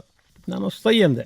ಇನ್ನು 3 ಅಂದರು. ತಾ, ನ, ಅಂ ಅಂತ ಮತ್ತೆ 3 ಅಕ್ಷರ ಕೊಟ್ಟೆ. ನೀವು ಕೇವಲ ಬಣ್ಣಗಳನ್ನು ಬಳಸಿ ಚಿತ್ರ ಬಿಡಿಸ್ದಂಗೆ ನಾನು ಈ ಅಕ್ಷರಗಳಿಂದ ಒಂದು ಚಿತ್ರವನ್ನು ರೂಪಿಸ್ತೀನಿ ಅಂತ ನನ್ನೆದುರಿಗೆ ಒಂದೇ ನಿಮಿಷದಲ್ಲಿ ಈ ರೀತಿಯಾಗಿ ಬರೆದು, ಅಂ ತಾನ, ತಾನ ತಾನ, ಸೈ ಸೈ, ಅಂ ತಾನ ಸೈ ತಾನ. ಇದನ್ನು ಓದು ಅಂದರು. ಓದಿದೆ. ನಾವು ಓದಿದ್ದು ನನಗೆ ತಿಳಿಲಿಲ್ಲ. ಆಗ ಹೇಳಿದ್ರು, ಕ್ಯೂಬಿಸಮ್ದೊಳಗೆ ಹೆಂಗೆ ನೋಡ್ತೀರಿ, ಒಟ್ಟ ನೋಡ್ಬೇಕು, ಹಿಂಗೆ ಬೇರೆ ಬೇರೆ ನೋಡಬಾರ್ದು ಅಂದೆ. ಇದನ್ನು ಹಂಗೆ ನೋಡು. ಸೈತಾನ ತಾನ ತಾನ ಸೈ ಅಂತಾನ, ಅವ್ನಿಗೆ ಬೇರೆಯವರು ಸೈ ಅನ್ನಬೇಕು ಅಂತ ಏನಿಲ್ಲ ಅಂತ ವಿಚಾರ ಸಹಿತ ಮಾಡೋದಿಲ್ಲ ಅಂತ ವಿವರಿಸಿದ್ರು. ಆಗ ಅಂತಾನ ತಾನ ತಾನ ಸೈ ಸೈ ಅವ ಸೈತಾನ ಅಂತ ಈ 4 ಅಕ್ಷರದೊಳಗೆ ರೂಪಿಸಿದ್ರು. ಇದು ಬೇಂದ್ರೆಯವರ ಅದ್ಭುತವಾದಂಥ ಕಲಾವಿದ ಬಣ್ಣಗಳ ಜೊತೆಗೆ ಭಾವನೆಗಳನ್ನು ತಿಳಿಸೋ ಹಂಗೆ ಕವಿಯಾದವ ಅಕ್ಷರಗಳ ಜೋಡಣೆಯಿಂದ ತನ್ನ ಭಾವವನ್ನು ತಿಳಿಸ್ತಾನ ಅಂತ ವಿವರಿಸಿದ್ರು. ಕೆಲವು ಚಿತ್ರ ಕತ್ಲದಾಗ ಕಾಣ್ತಾವೆ, ಕೆಲವು ಬೆಳಕಿನಾಗ ಕಾಣ್ತಾವೆ, ಕೆಲವು ಕತ್ಲದಾಗ ಕಾಣೋ ಬೆಳಕಿನಾಗ ಕಾಣೋದಿಲ್ಲ, ಬೆಳಕಿನಾಗ ಕಾಣೋ ಕತ್ಲೆಯೊಳಗೆ ಕಾಣೋದಿಲ್ಲ ಅನ್ನೋದನ್ನು ಸುಲಭ ಪ್ರಯೋಗದಿಂದ ತೋರಿಸಿದ್ರು. ವಿಕೃತಿಗಳು ಆಕೃತಿಗಳಾಗಿ ಜನರಿಗೆ ಕಣ್ಣಿಗೆ ಬೀಳ್ತಾವೋ. ಸೃಷ್ಟಿ ಕಲಾವಿದನಿಗೆ ಪ್ರೋತ್ಸಾಹಿಸ್ತದೆ. ಬರೇ ಕಣ್ಣಿಗೆ ಕಾಣೋ ಸೃಷ್ಟಿಗಿಂತ ಅದನ್ನು ಅರಿತು ಶೋಧಿಸಿ ಅದರಿಂದ ಸ್ಫೂರ್ತಿ ಪಡೆದು ಮೆಚ್ಚಿಕೊಂಡು ಆ ಸೃಷ್ಟಿಯಲ್ಲಿ ಅಡಗಿದ ಸೌಂದರ್ಯದ ವಿಶಿಷ್ಟ ಗುಣವನ್ನು ಅರಿಯುವುದು ಮತ್ತು ಅದಕ್ಕಾಗಿ ಶೋಧಿಸುವುದು ನನ್ನಲ್ಲಿ ಆರಂಭವಾಯಿತು. ಬೇಂದ್ರೆಯವರು ಮಾಡಿಸಿದ ಪ್ರಯೋಗದಿಂದ ಸ್ಫುರಣ, ಸ್ಮರಣ, ಕಲ್ಪನೆ, ಊಹೆಗಳ ಬಗ್ಗೆ ತಿಳಿಯತೊಡಗಿತು. ಇದು ಗೋಡೆ, ಆದರೂ ಅದು ನೋಡೆ ಯಾವುದೋ ಸ್ಮೃತಿ ಮೂಡಿ ಬರುವಂತೆ ವಿಸ್ಮೃತಿಯ ಪಾಳಿನಲ್ಲಿ ಮಾಟ ಮಾಟದ ಮೂರ್ತಿ ಇಣುಗುತ್ತಿದೆ ಈ ನೆಲವು. ಕಾಲ ಕೆರೆದೆನೋ ಏನೋ ಹುರುಬರಕ ಈ ಸೊನ್ನೆ, ಈ ಗೊಣ್ಣೆ ದಿಟ್ಟಿಸಿದ ದಿಟ್ಟದಲ್ಲಿ ಆಕಾರ ಸಾಕಾರವಾಗಿ ಮುಖ ಮುಖ ಭಂಗಿ ತಂಗುತ್ತಿದೆ. ಆ ಪಕ್ಕ ಈ ಪಕ್ಕ ಒಲೆಯ ತೆರೆ ಸರಿದಂತೆ ಯಾವ ಕಾವಿಗೆ ಹುಟ್ಟಿತೋ ಇಲ್ಲಿ ಈ ಭಾವ. ಇತ್ತ ಕಣ್ಣಿಗೆ ಗೊಂಬೆ, ಅತ್ತ ಗೊಂಬೆಗೆ ಕಣ್ಣು, ಯಾರೇ ಕೊರೆದಿರಲಿ ತೆರೆದಿರಲಿ ಈ ಸಾದೃಶ್ಯ ಅನ್ನುವಂಥ ಅನೇಕ ಕವನಗಳ ಸಾಲುಗಳು ಅರ್ಥವಾಗತೊಡಗಿದವು. ನಾನು ಪಿಕಾಸೋ ಪುಸ್ತಕ ಪ್ರಕಟವಾಗುವ ಮೊದಲು ಡಾಕ್ಟರ್ ದ ರಾ ಬೇಂದ್ರೆಯವರಲ್ಲಿ ಪಿಕಾಸೋನ ಸಜೀವ ದರ್ಶನವನ್ನು ಪಡೆದಿದ್ದೆ. ನನ್ನ ಕಲಾ ಜೀವನದಲ್ಲಿ ಅವರ ಸಾಹಿತ್ಯ ಚಿತ್ತದ್ವಾರದಿಂದ ನನ್ನ ಹೃದಯ ಮುಟ್ಟಿತ್ತು. ಪಿಕಾಸೋ ಪುಸ್ತಕ ಪ್ರಕಟವಾದ ಮೊದಲು ಬೇಂದ್ರೆಯವರಿಗೆ ತೋರಿಸಿದೆ, ಮೆಚ್ಕೊಂಡ್ರು. ಮಿಂಚ್ ಹೋದ್ಮೇಲೆ ಗುಡುಗು ಅಂತ ಅದ್ಭುತವಾದ ಮುನ್ನುಡಿ ಬರೆದು ಕೊಟ್ಟರು. ಓದಿ ಪ್ರೆಸ್ಗೆ ಮಳೆ ಜೋಡಿಸ್ಲಿಕ್ಕೆ ಕೊಟ್ಬಿಟ್ಟೆ. ಮರುದಿವ್ಸ ಕೇಳಿದ್ರು, ಮುನ್ನುಡಿಗೆ ಹಂಗ್ಯಾಕೆ ತಲೆ ಬರ ಕೊಟ್ಟೆ ಗೊತ್ತಾತೇನ ಅಂದ್ರು. ಇಲ್ಲ ಅಂದೆ. ನೀ ತೆಗೆದ ಚಿತ್ರ ನನ್ನ ತಲೆಯಾಗ ಮಿಂಚತದ, ನಾ ಗುಡುಕ್ತೀನಿ ಅಂದ್ರು. ನಾ ತಕ್ಷಣ ಹೇಳಿದೆ, ನೀವು ಗುಡಿದಾಗ ನನ್ನ ತಲೆಯಾಗ ಮಿಂಚತದ ಅಂದಾಗ ಅವ್ರ ಮುಖದಲ್ಲಿ ಮಿಂಚ್ಕಂಡೆ. ಚಿತ್ರ ಮಾತಾಡೋದಿಲ್ಲ, ಆದ್ರೆ ಮಾತನಾಡಿಸದೆ ಬಿಡೋದಿಲ್ಲ. ನಾನು ಬರೆದ ಪಿಕಾಸೋ ಪುಸ್ತಕಕ್ಕೆ ಮುನ್ನೂ ಬಡಿದ್ರು. ಅದರಲ್ಲಿ ಕುಸುರೇಶ್, ಕುಸುರಿನ ಈಶಾ ಅಂತ ನಾಮಕರಣ ಮಾಡಿದರು. ಗದಗಿನಲ್ಲಿ ಸಾರ್ವಜನಿಕ ಸಮಾರಂಭದಲ್ಲಿ ಬೇಂದ್ರೆಯವರಿಗೆ ಸನ್ಮಾನವಿತ್ತು. ಆ ಸಮಾರಂಭದಲ್ಲಿ ಪ್ರಶಸ್ತಿ ಪಡೆದ ಶ್ರೀ ಸುರೇಶ್ ಕುಲಕರ್ಣಿ ಅವರಿಗೆ ಒಂದು ಬಿರುದು ಕೊಟ್ಟು ಸತ್ಕರಿಸಬೇಕಂತ ಸಂಘಟಕರು ಕೇಳಿದಾಗ ಸೂಕ್ಷ್ಮ ಚಿತ್ರಾಗಾರ ಅಂತ ಬಿರುದು ಕೊಟ್ಟರು. ಸೂಕ್ಷ್ಮ ಚಿತ್ರದ ಆಗಾರ ಇವ ಅಂತ ಸಾರ್ವಜನಿಕವಾಗಿ ಸತ್ಕರಿಸಿದ್ರು. ಮಾಳಿಂಗ್ ಪರೀಕ್ಷೆಯಲ್ಲಿ ರಾಜ್ಯಕ್ಕೆ ಪ್ರಥಮ ಸ್ಥಾನವನ್ನು ಪಡೆದಾಗ ಶ್ರೀ ಬೆಳ್ಳಕ್ಕಿಯವರು ಯುವವಾಣಿಯಲ್ಲಿ ಸಂದರ್ಶನವನ್ನು ಮಾಡಲು ಬೇಂದ್ರೆಯವ್ರನ್ನ ಕೇಳಿದಾಗ ಮೆಚ್ಚಿಕೊಂಡ್ರು. 28/11/74 ಅವರು ಆಗಲೇ ಜ್ಞಾನಪೀಠ ಪ್ರಶಸ್ತಿ ಪಡೆದಿದ್ರು. ಅಂಥ ಮಹಾಕವಿ ನನ್ನ ಸಂದರ್ಶನ ಮಾಡಿದರು. ಅದು ಆ ವರ್ಷದ ಯುವವಾಣಿಯ ಉತ್ತಮ ಕಾರ್ಯಕ್ರಮಗಳಲ್ಲಿ ಸಂಗ್ರಹವಾಯಿತು. ನನ್ನೊಂದಿಗೆ ಅವರು ಚಿತ್ರದ ಬಗ್ಗೆ, ವಿಜ್ಞಾನದ ಬಗ್ಗೆ ಚಿತ್ರಿಸುತ್ತಾ ನನಗೆ ಹೊಸ ದೃಷ್ಟಿಯನ್ನು ಕೊಟ್ಟರು. ನೀಡುವ ದಿವ್ಯ ಸೃಷ್ಟಿ, ಮಾನವ್ಯ ಬಾಂಧವ್ಯ ಸದ್ಭಾವ ಸೃಷ್ಟಿ. ಬೇಂದ್ರೆ ಅವರ ಕಲಾದೃಷ್ಟಿ ಹೆಂಗಿತ್ತು ಅನ್ನೋದರ ಬಗ್ಗೆ ಅವರ ಆಪ್ತ ವಲಯದಲ್ಲಿ ಇದ್ದಂತ ಸುರೇಶ್ ಕುಲಕರ್ಣಿ ಅವರ ಅನುಭವದ ಮಾತುಗಳನ್ನ ಕೇಳಿದ್ರಿ. ಆತ್ಮೀಯ ಕೇಳುಗರೆ, ಬೇಂದ್ರೆ ಅವರ ಕಲಾದೃಷ್ಟಿ ಹೆಂಗಿತ್ತು, ಅವರು ಜೀವನದಲ್ಲಿ ಕಲೆಯನ್ನ ಹೇಗೆ ಆರಾಧಿಸ್ತಿದ್ರು ಅನ್ನೋದರ ಬಗ್ಗೆ ನಾವು ಸುರೇಶ್ ಕುಲಕರ್ಣಿ ಅವರನ್ನ ನಮ್ಮ ಧ್ವನಿ ಮುದ್ರಣ ಕಾರ್ಯಕ್ರಮಕ್ಕೆ ಆಹ್ವಾನಿಸಿದಾಗ ಧ್ವನಿ ಮುದ್ರಿಸಿಕೊಂಡದ್ದು ನಮ್ಮ ಹತ್ರ ಅದ. ಬೇಂದ್ರೆ ಅವರ ಒಂದು ಆಪ್ತ ಒಡನಾಟದಲ್ಲಿ ತಮ್ಮ ಕಲಾದೃಷ್ಟಿಯನ್ನ, ಕಲಾ ಸೃಷ್ಟಿಯನ್ನ ಸುರೇಶ್ ಕುಲಕರ್ಣಿ ಅವರು ಹೆಂಗ ಇಮ್ಮಡಿಗೊಳಿಸಿದ್ರು ಅನ್ನೋದರ ಬಗ್ಗೆ ಈ ಸಂದರ್ಶನದಲ್ಲಿ ಅವರು ಹೇಳ್ಯಾರ. ಕೇಳೋಣ ಅಲ್ಲ? ನಾನು ನೀನು ಆನು ತಾನು ನಾನು ನೀನು ಆನು ತಾನು ನಾನು ನೀನು ಆನು. ನಿರಂತರ 14 ವರ್ಷಗಳ ಕಾಲ ಬೇಂದ್ರೆ ಅವರ ಒಡನಾಟದಲ್ಲಿ ಅವರ ಆಪ್ತ ಮಿತ್ರನಂತೆ ಅವರ ಜೊತೆಗೆ ಇದ್ದು ಬೇಂದ್ರೆ ಅವರ ಜೀವನದ 10 ಹಲವು ಮುಖಗಳನ್ನ ಬಹಳ ಹತ್ತಿರದಿಂದಲೇ ಬಲ್ಲಂಥವರು. ಅವರ ವಿಚಾರಧಾರೆ, ಮಾತು, ಜೀವನ ಪ್ರೀತಿ, ತತ್ವ, ಆದರ್ಶಗಳು ಸುರೇಶ್ ಕುಲಕರ್ಣಿ ಅವರ ಜೀವನದ ಮೇಲೆ ಬಹಳಷ್ಟು ಪ್ರಭಾವ ಬೀರವ. ಇವರು ಬೇಂದ್ರೆ ಅವರೊಂದಿಗಿನ ಕಳೆದ ಸವಿ ಕ್ಷಣಗಳನ್ನ ಇವತ್ತು ನಮ್ಮ ಜೊತೆಗೆ ಹಂಚಿಕೊಳ್ಳಿದ್ದಾರೆ. ಈಗ ಸುರೇಶ್ ಕುಲಕರ್ಣಿ ಅವರ, ನಿಮಗ 1974 ಒಳಗ ಮಾಡೆಲಿಂಗ್ ನಲ್ಲಿ ರಾಜ್ಯಕ್ಕೆ ಪ್ರಥಮ ಪುರಸ್ಕಾರ ಬಂದಿತ್ತು. ಆ ಸಂದರ್ಭದೊಳಗ ತಮ್ಮನ್ನ ವರಕವಿ ಬೇಂದ್ರೆ ಅವರು ಧಾರವಾಡ ಆಕಾಶವಾಣಿಗಾಗಿ ಸಂದರ್ಶನ ಮಾಡಿದ್ರು. ಅದೇ ದಿನ ಆ ಸಂದರ್ಶನ ಪ್ರಸಾರ ಆಯಿತು. ಸಾಮಾನ್ಯವಾಗಿ ನಾವು ಮಹಾನ್ ವ್ಯಕ್ತಿಗಳನ್ನ, ಶಕ್ತಿಗಳನ್ನ ನಾವು ಸಂದರ್ಶನ ಮಾಡುವಂತ ಸುಯೋಗ ನಮ್ದಾಗಿರ್ತದ. ಆದ್ರ ಒಬ್ಬ ಮಹಾನ್ ವ್ಯಕ್ತಿ ನಿಮ್ಮನ್ನ ಸಂದರ್ಶನ ಮಾಡಿದಾಗ ನಿಮ್ಗ ಬಹಳ ಚಿಕ್ಕ ಪ್ರಾಯ. ಅವಾಗ ಆ ಒಂದು ಅನುಭವ ನಿಮಗೆ ಹೆಂಗಿತ್ತು? ಆ ಸಂದರ್ಶನದ ಒಂದು ಸವಿ ನೆನಪನ್ನ ನಮ್ಮ ಜೊತೆಗೆ ಹಂಚಿಕೊಳ್ತೀರಿ? ಅವಶ್ಯವಾಗಿ ನನ್ಗೆ ಬಹಳ ಖುಷಿ ಅನಿಸ್ತದ. ಈ ಸಂದರ್ಶನ ಮಾಡೋದಕ್ಕಿಂತ ಪೂರ್ವದಲ್ಲಿ ಬೇಂದ್ರೆಯವ್ರದ್ದು ಒಂದು 5-6 ವರ್ಷ ನಂಗೆ ಪರಿಚಯ ಇತ್ತು. ಅವ್ರು ಕೇಳೋ ಪ್ರಶ್ನೆಗಳು, ಅವ್ರ ವಿಚಾರಗಳು, ಕಲ್ಪನೆ ಅಂದ್ರೇನು, ಊಹೆ ಅಂದ್ರೇನು, ಇದ್ರ ಬಗ್ಗೆ ಎಲ್ಲ ಸಾಕಷ್ಟು ಚರ್ಚೆ ಮಾಡಿದೆ. ಯುವವಾಣಿ ಒಳಗೆ ಅಷ್ಟೋ ತನಕ ತುಂಬ ಕೆಲಸಗಳಾಗಿತ್ತು. ನಾನು ಕಾರ್ಯಕ್ರಮ ಮಾಡ್ತಾ ಇದ್ದೆ. ಆ ಒಂದು ಸ್ಥಿತಿಯೊಳಗೆ UB ಬೆಳ್ಳಕ್ಕಿಯವರು ಯುವವಾಣಿ ಕಾರ್ಯಕ್ರಮ ನೋಡ್ಕೊಳ್ತಿದ್ರು. ತಕ್ಷಣ ಅವ್ರಂದ್ರು ಫಸ್ಟ್ ರ್ಯಾಂಕ್ ಬಂತ ಅಂದ್ಕೂಡ ಯುವವಾಣಿ ಒಳಗೆ ಒಂದು ಕಾರ್ಯಕ್ರಮ ತುಂಬ ಚೆನ್ನಾಗಿ ಆಗ್ತದೆ, ಮಾಡೋಣ ಅಂತಂದ್ರು. ಮಾಡ್ಬೋದು ಅಂತಂದೆ. ಅಷ್ಟೊತ್ತಿಗೆ ಅವ್ರಿಗೇನಾಯಿತು, ಬೇಂದ್ರೆಯವ್ರ ಜೊತೆ ನಾನು ತುಂಬ ಸಂಪರ್ಕದಲ್ಲಿ ಇದ್ದೀನಿ ಅಂತ ಗೊತ್ತಾದ ನಂತರ ಬೇಂದ್ರೆ ಅವ್ರು ನಿಮ್ಮನ್ನು ಇಂಟರ್ವ್ಯೂ ಮಾಡಬಹುದಾ ಅಂತ ಕೇಳಿದ್ರು. ತುಂಬ ಖುಷಿ ಆಯಿತು ಒಂದು ಕಡೆ ಅವ್ರಿಗೆ. ಯಾಕಂದ್ರೆ ಬೇಂದ್ರೆ ಅವರು ಜ್ಞಾನಪೀಠ ಸಿಕ್ಕಿತ್ತು, ಯುವವಾಣಿ ಒಬ್ಬ ಯುವಕನಿಗೆ ಸಂದರ್ಶನ ಮಾಡ್ತಾರೆ, ಭಾಳ ಖುಷಿ ಆಯಿತು. ಸುರೇಶ್ ಅಂದ್ ಯಾಕೆ ಸಂದರ್ಶನ ಮಾಡಬಾರ್ದು? ಬೆಳ್ಳಕ್ಕಿ ಅವ್ರಿಗೆ ಏನು ಖುಷಿ ಆಗಿಬಿಡ್ತೀವಿ ಅಂದರೆ, ಹೆಂಗಂದ್ರೆ ಯಾವಾಗ ಹೇಳ್ರಿ, ಬೆಳ್ಳಕ್ಕಿ ಅವ್ರು ಹೇಳಿದ್ರು ಇವತ್ತ 3:30 ಗಂಟೆಗೆ ಮಾಡಿಬಿಡ್ರಿ. ಆಯಿತು, ಬೆಳ್ಳಕ್ಕಿ ಅವ್ರಿಗೂ ನಂಬಲಿಕ್ಕೆ ಶಕ್ಕಿಲ್ಲ, ನನಗೂ ಕೂಡ ಅವ್ರು ಸಂದರ್ಶನ ಮಾಡ್ತಾರೆ ಒಪ್ಪಬಹುದು ಅಂತ. ಆದ್ರೆ ಅವ್ರು ತುಂಬ ಸರಳ ಇದ್ರು, ಇದು ನಂಗೆ ಗೊತ್ತಿತ್ತು. ಅಂದರೆ ಯಾವ ಅದು ವಯಸ್ಸಿನ ವ್ಯತ್ಯಾಸ ಅವ್ರಿಗೇನಿರಲಿಲ್ಲ. ಯಾರನ್ನೂ ಸಂದರ್ಶನ ಮಾಡ್ತಿದ್ರು, ಆಮೇಲೆ ಸ್ವತಂತ್ರರಾಗಿದ್ರು. ಅವ್ರಂದ್ರು ಮತ್ತೆ ನಿಂದೇನಪ್ಪ, ನಾ ಏನು ಬೇಕಾದ ಪ್ರಶ್ನೆ ಕೇಳಿದ್ರೆ ಹೇಳ್ತೀಯ ಇಲ್ಲೋ ಅಂದ್ರೆ, ಏನು ಗೊತ್ತಾಗ್ತಾ ಹೇಳ್ತೇನೆ. ಏನು ಸುಂದರವಾಗಿ ಪ್ರಶ್ನೆ ಕೇಳಿದ್ರು. ನಿಮ್ಗೆ ಕಾಣಿಸ್ತದೆ ಅಂದ್ರೆ ಹೆಂಗೆ ಕಾಣಿಸ್ತದ, ನೀ ಕಂಡಂಗೆ ತೆಗಿತೀಯಲ್ಲ ಹಂಗೆ ಜನ ನೋಡ್ತಾರೇನೋ, ಅನೇಕ ಪ್ರಶ್ನೆಗಳನ್ನು ಕೇಳಿದ್ರು. ಭಾಳ ತಮಾಷೆ ಅಂದರೆ ಅವ್ರಿಗೂ ನನಗೂ ಪರಿಚಯ ಆಗಿದ್ದೇನೆ ಚಿತ್ರಕಲೆಯಿಂದ. ನಂತರ ಒಂದು ದಿವಸ ಮನೆಗೆ ಬಂದರು. ಅವಾಗೂ ಚಿತ್ರಕಲೆ ಬಗ್ಗೆ ಸಾಕಷ್ಟು ಚರ್ಚೆಗಳಾದವು. ಆ ಚರ್ಚೆ ಇರೋದ್ರಿಂದ ಒಂದು 5-6 ವರ್ಷ ಅಷ್ಟೊತ್ತಿಗೆ ರೂಢಿಯಾಗಿತ್ತು. ನೀ ಚಿತ್ರ ತೆಗೆದು ಹಿಂಗೆ ತೆಗಿಬೇಕಲ್ಲ, ನೀನು ಚಿತ್ರ ಕೈಯಿಂದ ತಕ್ಕೋತ ಹೋದಂಗೆ ಜನ ನೋಡ್ತಾರೆ. ಆದ್ರೆ ನೀನು ಚಿತ್ರನ ನೋಡ್ಬೇಕು, ಹೆಂಗೆ ತೆಗಿತಿ ಅಂದ್ರೆ. ಹೆಂಗೆ ತೆಗಿತಿ ಇದು ನೋಡಿದ್ವಿ, ಟ್ರೈ ಮಾಡಿ ಕೈಗುಂಟ ನೋಡ್ತಿದ್ದೆ. 8 ದಿವಸ ಆದಮೇಲೆ 2 ಕೈಯಿಂದ ತೆಗೆದಾಗ ಚಿತ್ರ ನೋಡ್ತಾರೆ ವಿನಃ ಕೈ ನೋಡೋದಿಲ್ಲ ಅನ್ನೋದು ಗೊತ್ತಾಯ್ತು. ಹಿಂಗಾಗಿ ನಾನು 2 ಕೈಯಿಂದ ತೆಗೆದು ಪ್ರಾಕ್ಟೀಸ್ ಮಾಡ್ಲಿಕ್ಕೆ ಸ್ಟಾರ್ಟ್ ಮಾಡಿದೆ. ಅಂದರೆ ಬೇಂದ್ರೆ ಯಾವ ರೀತಿ ಸ್ಫುರಣ ಕೊಡ್ತಿದ್ರು, ಅಲ್ಲಿ ವಯಸ್ಸಿನ ವ್ಯತ್ಯಾಸ ಇರಲಿಲ್ಲ. VG ಕುಲಕರ್ಣಿ ಅಂತ ಒಬ್ಬರಿದ್ರು, ಪ್ರಿನ್ಸಿಪಾಲ್ JSS ಕಾಲೇಜ್. ಅವ್ರು ನಮ್ಮನಿಗೆ ಕರ್ಕೊಂಡು ಬಂದಾಗ 12 ಗಂಟೆ ಮಧ್ಯಾಹ್ನ ಅವ್ರ ಕಾರ್ನ ಕರ್ಕೊಂಡು ಬಂದ್ರು. ಭಾಳ ಬಡವ್ರಿ ಇವರು ಅಂದ್ರೆ, ನಮ್ದು ಅರ್ನಿಂಗ್ ಆ್ಯಂಡ್ ಲರ್ನಿಂಗ್ ಇತ್ತು. ಬೇಂದ್ರೆ ಅವ್ರು ಏನು ಹೇಳಿದ್ರು ಗೊತ್ತಾ, ಬಡವ್ರು ಅದನ್ನ ಹೇಳ್ಬೇಡ, ಬಡತನ ಗೊಬ್ಬರ ಮಾಡ್ಕೊಂಡು ಬೆಳಿಲಿಕ್ಕತ್ತೇನ ಅದನ್ನ ನೋಡಂತ ಹೇಳಿದ್ರು. ಅಂದ್ರೆ ಇಲ್ಲಿ ಪ್ರಶ್ನೆ ಬೇಂದ್ರೆ ಬಡವರು ಗಿಡವು ಹಿಂಗೆ ಪ್ರಶ್ನೆ ಇಲ್ಲ, ಬೆಳೀತಾ ಇದೇನು ಅಲ್ಲಿ ಅನ್ನುವಂಥ ಭಾಗ ಮೊದಲನೇ ಇದರಿಂದ ಎಲ್ಲ ಪ್ರಾರಂಭ ಆಯ್ತು. ಹಿಂಗಾಗಿ ಬೇಂದ್ರೆ ಅವ್ರು ಯಾರ ಜೊತೆ ಹೆಂಗೆ ಮಾತಾಡ್ತಾರ, ಅವ್ರಿಗೆ ಎಲ್ಲೇ ಹೊಸ ಹೊಸ ವಿಚಾರಗಳನ್ನು ಹೇಳ್ತಾರೆ. ಮೊದಲು ಅವ್ರ ಪ್ರಶ್ನೆ ಅರ್ಥ ಆಗ್ತಿದ್ದಿಲ್ಲ ನನಗೆ ಅಸಲು. ಆದ್ರೆ ಅವ್ರು ಇಂಟರ್ವ್ಯೂ ಮಾಡಿದ್ದು ಎಷ್ಟು ಅದ್ಭುತ ಇತ್ತಂದ್ರೆ, ಒಂದು ಗಣಪತಿ ಚಿತ್ರ ತೆಗೆದಿದ್ದೆ ನಾನು. ಅವ್ರು ಚಿತ್ರಾನ ತೊಗೊಂಡು ಬಾ ಅಂತ ಹೇಳಿದ್ರು, ಅದ್ರ ಮೇಲೆ ಕೇಳ್ತೇನೆ ಅಂತ. ಇಲಿ ಓಡ್ತಾ ಇದೆ, ಒಂಟಗಾಲ ಮೇಲೆ ಗಣಪತಿ ಡಾನ್ಸ್ ಮಾಡ್ಲಿಕ್ಕೆ ಆ ಚಿತ್ರ ತೆಗೆದೆ. ಅವ್ರು ಅವತ್ತಿನ ಇಂಟರ್ವ್ಯೂದೊಳಗೆ ಕೇಳಿದ್ದು, ಇಲಿ ಓಡ್ತದೆ, ಒಂಟಗಾಲ ಮೇಲೆ ಗಣಪತಿ ಇಂಥ ಲಾಟ್ ಹೊಟ್ಟಿ ಬಿಟ್ಕೊಂಡು ಹೆಂಗೆ ನಿಂತ್ಕೊಂಡಾನ ಅಂದ್ರೆ, ಬಿದ್ದೇ ಇಲ್ಲಲ್ಲ ಹೆಂಗೆ ನಿಂತಾನ ಅಂದ್ರು. ಕಲಾವಿದ ಬೀಳ್ದಂಗೆ ಚಿತ್ರ ತೆಗಿಬೋದು, ಇಷ್ಟು ದಿವಸ ಆದರೂ ಬಿದ್ದಿಲ್ಲ ಅಂತ ಹೇಳಿದೆ. ಅವರು ನಕ್ರ.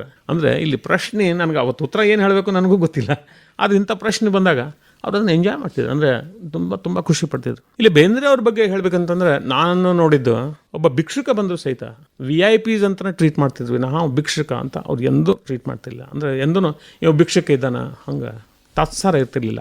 ಅವ್ರ ಸ್ಪೆಷಾಲಿಟಿ ಬೆಳಗ್ಗೆ 6 ಗಂಟೆಗೆ ವಾಕಿಂಗ್ ಹೋಗ್ತಿದ್ರು, ನಂತರ 6:30 ಬಂದ ನಂತರ ಚಪ್ಪಲಿ ಬಿಟ್ಟು 2 ಕಿಸದೊಳಗೆ ಕೈ ಹಾಕ್ಕೊಂಡು 2 ಕಿಸೋಗ ಕಾಯಿನ್ಸ್ ಇರ್ತಿದ್ವು, 8 ಅಣೆ 4 ಅಣೆ 10 ಪೈಸೆ ಹಂಗಿಲ್ಲ. ಯಾರು ಬಂದರೂ ಕೂಡ ಒಂದೆಲ್ಲ ಕೇಳ್ಕೊಂಡು ಅಥವಾ ಪರಿಚಯ ಇದ್ರೆ ಅವ್ನಿಗೆ ದಾನ ಮಾಡೋದು ಅವ್ರದ್ದು ರೂಢಿ ಇತ್ತು. ಎಷ್ಟೋ ಮಂದಿಗೆ ಇದು ಗೊತ್ತಿಲ್ಲ, ಯಾಕಂತಂದ್ರೆ ಬಹಳ ಸಹಜ ಇದ್ರು ಅವ್ರು. ಒಂದ್ಸಲ ಭಿಕ್ಷುಕ್ ಬಂದ, ಏನಪ್ಪಾ 2 ವರ್ಷ ಎಲ್ಲಿ ಹೋಗಿದ್ದಿ? ನಮ್ಗೆ ಆಶ್ಚರ್ಯ ಆಯ್ತಾ, ಏನು ಭಿಕ್ಷುಕರನ್ನು ಸಹಿತ ಯೋಗಕ್ಷೇಮ ಕೇಳ್ತಾರೆ, 2 ವರ್ಷ ಪೀಡ ಹೋಗಿತ್ತು ಮತ್ತೆ ಬಂತಲ್ಲ ಅಂತೀವಿ ನಾವು. ಅವ್ರು ಹಂಗಲ್ಲ, 2 ವರ್ಷ ಎಲ್ಲಿ ಹೋಗಿದ್ದೆ ಬಾ. ಇವರು ಹೋಗಿ ಗೇಟ್ ತೆಗೆದ್ರು, ಒಳಗೆ ಬಂದ, ಏನು ಅಲ್ಲೊಂದು ಮನೆ ಮುಂದೆ ಕಟ್ಟಿತ್ತು, ಆ ಕಡೆ ಇವ್ರು ಅವ್ರು ಕುತ್ಕೊಂಡ, ಇವ್ರು ಈ ಕಡೆ ಕುತ್ಕೊಂಡು ಒಂದೇ ಕಟ್ಟೆ ಮೇಲೆ ಹೇಳಿ, ಎಲ್ಲಿ ಹೋಗಿದ್ದೆ, ಏನು ಅಪರೂಪ ಆಗಿಬಿಟ್ಟು? ಅವ ಹೇಳ್ದಿಲ್ಲ, ಹಿಂಗ ನನ್ನ ಹೆಂಡತಿ ಸತ್ಲು, ನನ್ನ ಮಗ ಒಬ್ಬ ಇದ್ದವ ಸತ್ತ. 15 ನಿಮಿಷ ಗಟ್ಟಲೆ ಪೂರ್ಣ ವಿವರವಾಗಿ ಹೇಳ್ದ. ನಾನು ಸಾಯ್ಬೇಕಂತ ತಿಳ್ಕೊಂಡು ಭಾವಿ ಹಾರಿಕೊಂಡೆ, ಜನ ಎಲ್ಲ ಕೂಡಿ ತೆಗೆದ್ರು, ಕಾಲೊಂದು ಮುರಿತು, ಮತ್ತು ಬ್ಯಾಂಡೇಜ್ ಆದ್ಮೇಲೆ ಹಂಗ ನಿದ್ದಿಗಳಿಗೆ ಕೊಳ್ಳಿ ಸ್ಟಾರ್ಟ್ ಮಾಡಿದ್ರು. ಅವನು ಸಂಗ್ರಹ ಮಾಡಿ ನಿದ್ದಿಗಳಿಗೆ ಒಮ್ಮೆಲ್ಲ ನುಂಗಿ ಸಾಯ್ಬೇಕಂತ ತಿಳ್ಕೊಂಡು ನುಂಗಿದೆ, ಹಾಸ್ಪಿಟ್ಲಿಗೆ ಹಾಕಿ ಮತ್ತೆ ಬದುಕಿಸಿದ್ರು. ಅವ ಇಷ್ಟು ಒಂದು ಕರುಣಾಜನಕ್ಕೆ ಹೇಳಿದ್ನಲ್ಲ, ಅವಾಗ ಬೇಂದ್ರೆ ಹೇಳಿದ್ರು, ಸಾಯೋದೊಂದು ದಿವಸ ಇದ್ದ ಅದನ್ನು ಸಾಯ್ಲಿಕ್ಕೆ ಪ್ರಯತ್ನ ಮಾಡಬಾರ್ದು, ಬದುಕ್ಲಿಕ್ಕೆ ಪ್ರಯತ್ನ ಮಾಡಿ ಅಂತ ಹೇಳಿ, ನಿನ್ಗೆ ಇಷ್ಟೆಲ್ಲ ಕೆಟ್ಟಾಗ್ಯದಲ್ಲ, ನಿನ್ಗೇನು ಬೇಕು ಹೇಳಿ, ಇವತ್ತು ನಾ ಕೊಡ್ತೀನಿ, ನಿಮ್ಮ ಮನೆ ಹಚ್ಚಿ ಕೊಡ್ರಿ ಅಂದ್ರೆ ಕೊಡ್ತಿದ್ರು. ಅಂದರೆ ಸುಮ್ಮನೆ ತಮಾಷೆಗೇನಿಲ್ಲ. ಅವ್ನು ಭಯಂಕರ ತಲೆ ಕರ್ಕೊಂಡು ಒಂದು 5 ರೂಪಾಯಿ ಕೊಡ್ರಿ, ಆಯ್ತು 5 ರೂಪಾಯಿ ತೊಗೊಂಡ್ರು. ನೀ 2 ವರ್ಷ ಬಂದಿಲ್ಲ, ಇದು ಒಂದು ಕಿಸ್ತಾಗಿನ ತೆಗೆದು, ಇದು 1 ವರ್ಷದ್ದು, ಇದು 2 ವರ್ಷದ್ದು ಅಂದರು. 2 ವರ್ಷದ್ದು ಕೊಟ್ರು. ಕೊನೆಗೆ ನೀ ಯಾಕೆ ತಿರುಕಾದಿ ಅಂತ ನನಗೆ ಇವತ್ತು ತಿಳಿತು ಅಂದ್ರೆ. ಅಂದ್ಕೊಳ್ಳೋಣ, ಯಾಕ್ರಿ ಅಂದ್ರೆ ಏನು ಕೇಳ್ತಿ ಕೇಳು ಅಂತ ಹೇಳಿದ್ರೆ, ತೀರ್ಲಾರದು ಕೇಳ್ಬೇಕನ್ನೋ ಬುದ್ಧಿಲ್ಲ. ನೀ ಕೇಳಿದ್ದು 4 ದಿವಸದಾಗ ತೀರ್ತದೆ, ಮತ್ತು ನೀ ಊರು ತಿರ್ಕೋತ ಹೋಗ್ತಿದೆ ಅಂದು ಅವ್ನು ಕಳಿಸಿದ ಮೇಲೆ ನನಗೆ ಹೇಳಿದ್ರು, ನಮ್ಮದು ಸ್ಥಿತಿ ಅದ, ದೇವ್ರ ಪ್ರತ್ಯಕ್ಷ ಆಗಿ ನಿನಗೇನು ಬೇಕೋ ಕೇಳು ಅಂತ ಹೇಳಿದ್ರೆ, ತೀರ್ಲಾರ್ದು ಕೇಳ್ಬೇಕನ್ನೋ ಬುದ್ಧಿ ನಮಗಿಲ್ಲ. ಅವತ್ತಿನ ಪೂರ್ತಿಯಾಗಿ ನನಗೊಂದು ಪ್ರಮೋಷನ್ ಆಗಬೇಕು, ನನಗೊಂದು ಇಂಥದ್ದಾಗಬೇಕು, ತಾತ್ಕಾಲಿಕ ಏನವ ಕೇಳ್ತೀವಿ ವಿನಃ ತೀರ್ಲಾರದ್ದು ಕೊನೆಯವರೆಗೂ ಸುಖ ಕೊಡುವಂಥದ್ದು ಏನು ನಾವಿನ್ನೂ ಹುಡುಕೇ ಇಲ್ಲ. ಅದಕ್ಕೆ ನಮ್ಮ ಸ್ಥಿತಿ ಹಿಂಗದ, ಇಲ್ಲ ಅವ್ರು ದೇವ್ರು ಕೊಡ್ಲಿಕ್ಕೆ ತಯಾರಿದ್ದಾನೆ ಅನ್ನುವಂಥ ಭಾಗ. ಸುರೇಶ್ ಕುಲಕರ್ಣಿ ಅವರ, ಸಾಮಾನ್ಯವಾಗಿ ಗೆಳೆತನ ಅಂದ ಕೂಡಲೇ ನಾವು ಒಂದು ವಯಸ್ಸಿನ ಸಾಮ್ಯತೆ, ವಿಚಾರದ ಸಾಮ್ಯತೆ ಇಂಥವನ್ನೆಲ್ಲ ನೋಡ್ತಿರ್ತೀವಿ. ಆದರೆ ನಿಮಗೂ ವರಕವಿ ಬೇಂದ್ರೆ ಅವ್ರಿಗೂ ಸುಮಾರು 50-52 ವರ್ಷಗಳಷ್ಟು ಅಂತರ. ಈ ಒಂದು ಗೆಳೆತನದ ಗುಟ್ಟೇನು? ಅವ್ರು ಒಂದು ಹೇಳ್ತಿದ್ರು, ಏನು ಖರ್ಚು ಇಲ್ಲದೆ ಕೆಲಸ ಏನಾರ ಮಾಡ್ಬೇಕಂತಂದ್ರೆ ಓದಬೇಕು, ಗೆಳೆತನ ಮಾಡ್ಬೇಕು. 1 ಪೈಸಾನು ಖರ್ಚು ಇಲ್ದಂಗೆ ನಮ್ಮ ಜೀವನ ನಡೆಸ್ಬೇಕಂದ್ರೆ ಗೆಳೆತನ ಮಾಡಬೇಕು, ಅನುಭವ ಬರ್ತದೆ, ಓದಬೇಕು, ಜ್ಞಾನ ಬರ್ತದೆ. ಹಿಂಗಾಗಿ ವಯಸ್ಸಿನ ವ್ಯತ್ಯಾಸ ಅವ್ರಿಗೆ ಏನೂ ಇರಲಿಲ್ಲ, ಗೆಳೆತನ ಮಾಡ್ತಿದ್ರು. ಬೇರೆ ಬೇರೆಯವ್ರಿಗೆ ಜನರಲ್ಲೇ ಏನೇನು ಶಕ್ತಿ ಅದ ಅದನ್ನ ಇಷ್ಟೊಂದು ಮೆಚ್ಕೊಳ್ತಿದ್ರು. ಅದಕ್ಕೆ ಅವ್ರು ಚೈತನ್ಯದ ಪೂಜೆ 4 ತಂತಿಯಲ್ಲಿ ಹೇಳಬೇಕಾದ್ರೆ ಅವ್ರು ಹೇಳ್ತಾರೆ, ಪ್ರತಿಯೊಬ್ಬರಲ್ಲಿ ಅದ್ಭುತ ಚೈತನ್ಯದ. ಒಬ್ಬ ಕವಿ ಇರ್ಬೋದು, ಕಲಾವಿದ ಇರ್ಬೋದು, ಸಂಗೀತಗಾರ ಇರ್ಬೋದು, ಅಂದ್ರೆ ಸಂಘಟನೆ ಮಾಡುವಂಥ ಕೌಶಲ್ಯತೆ ಇರ್ಬೋದು, ಪ್ರತಿಯೊಬ್ಬರಲ್ಲೂ ಅದ್ಭುತ ಶಕ್ತಿ ಅದ.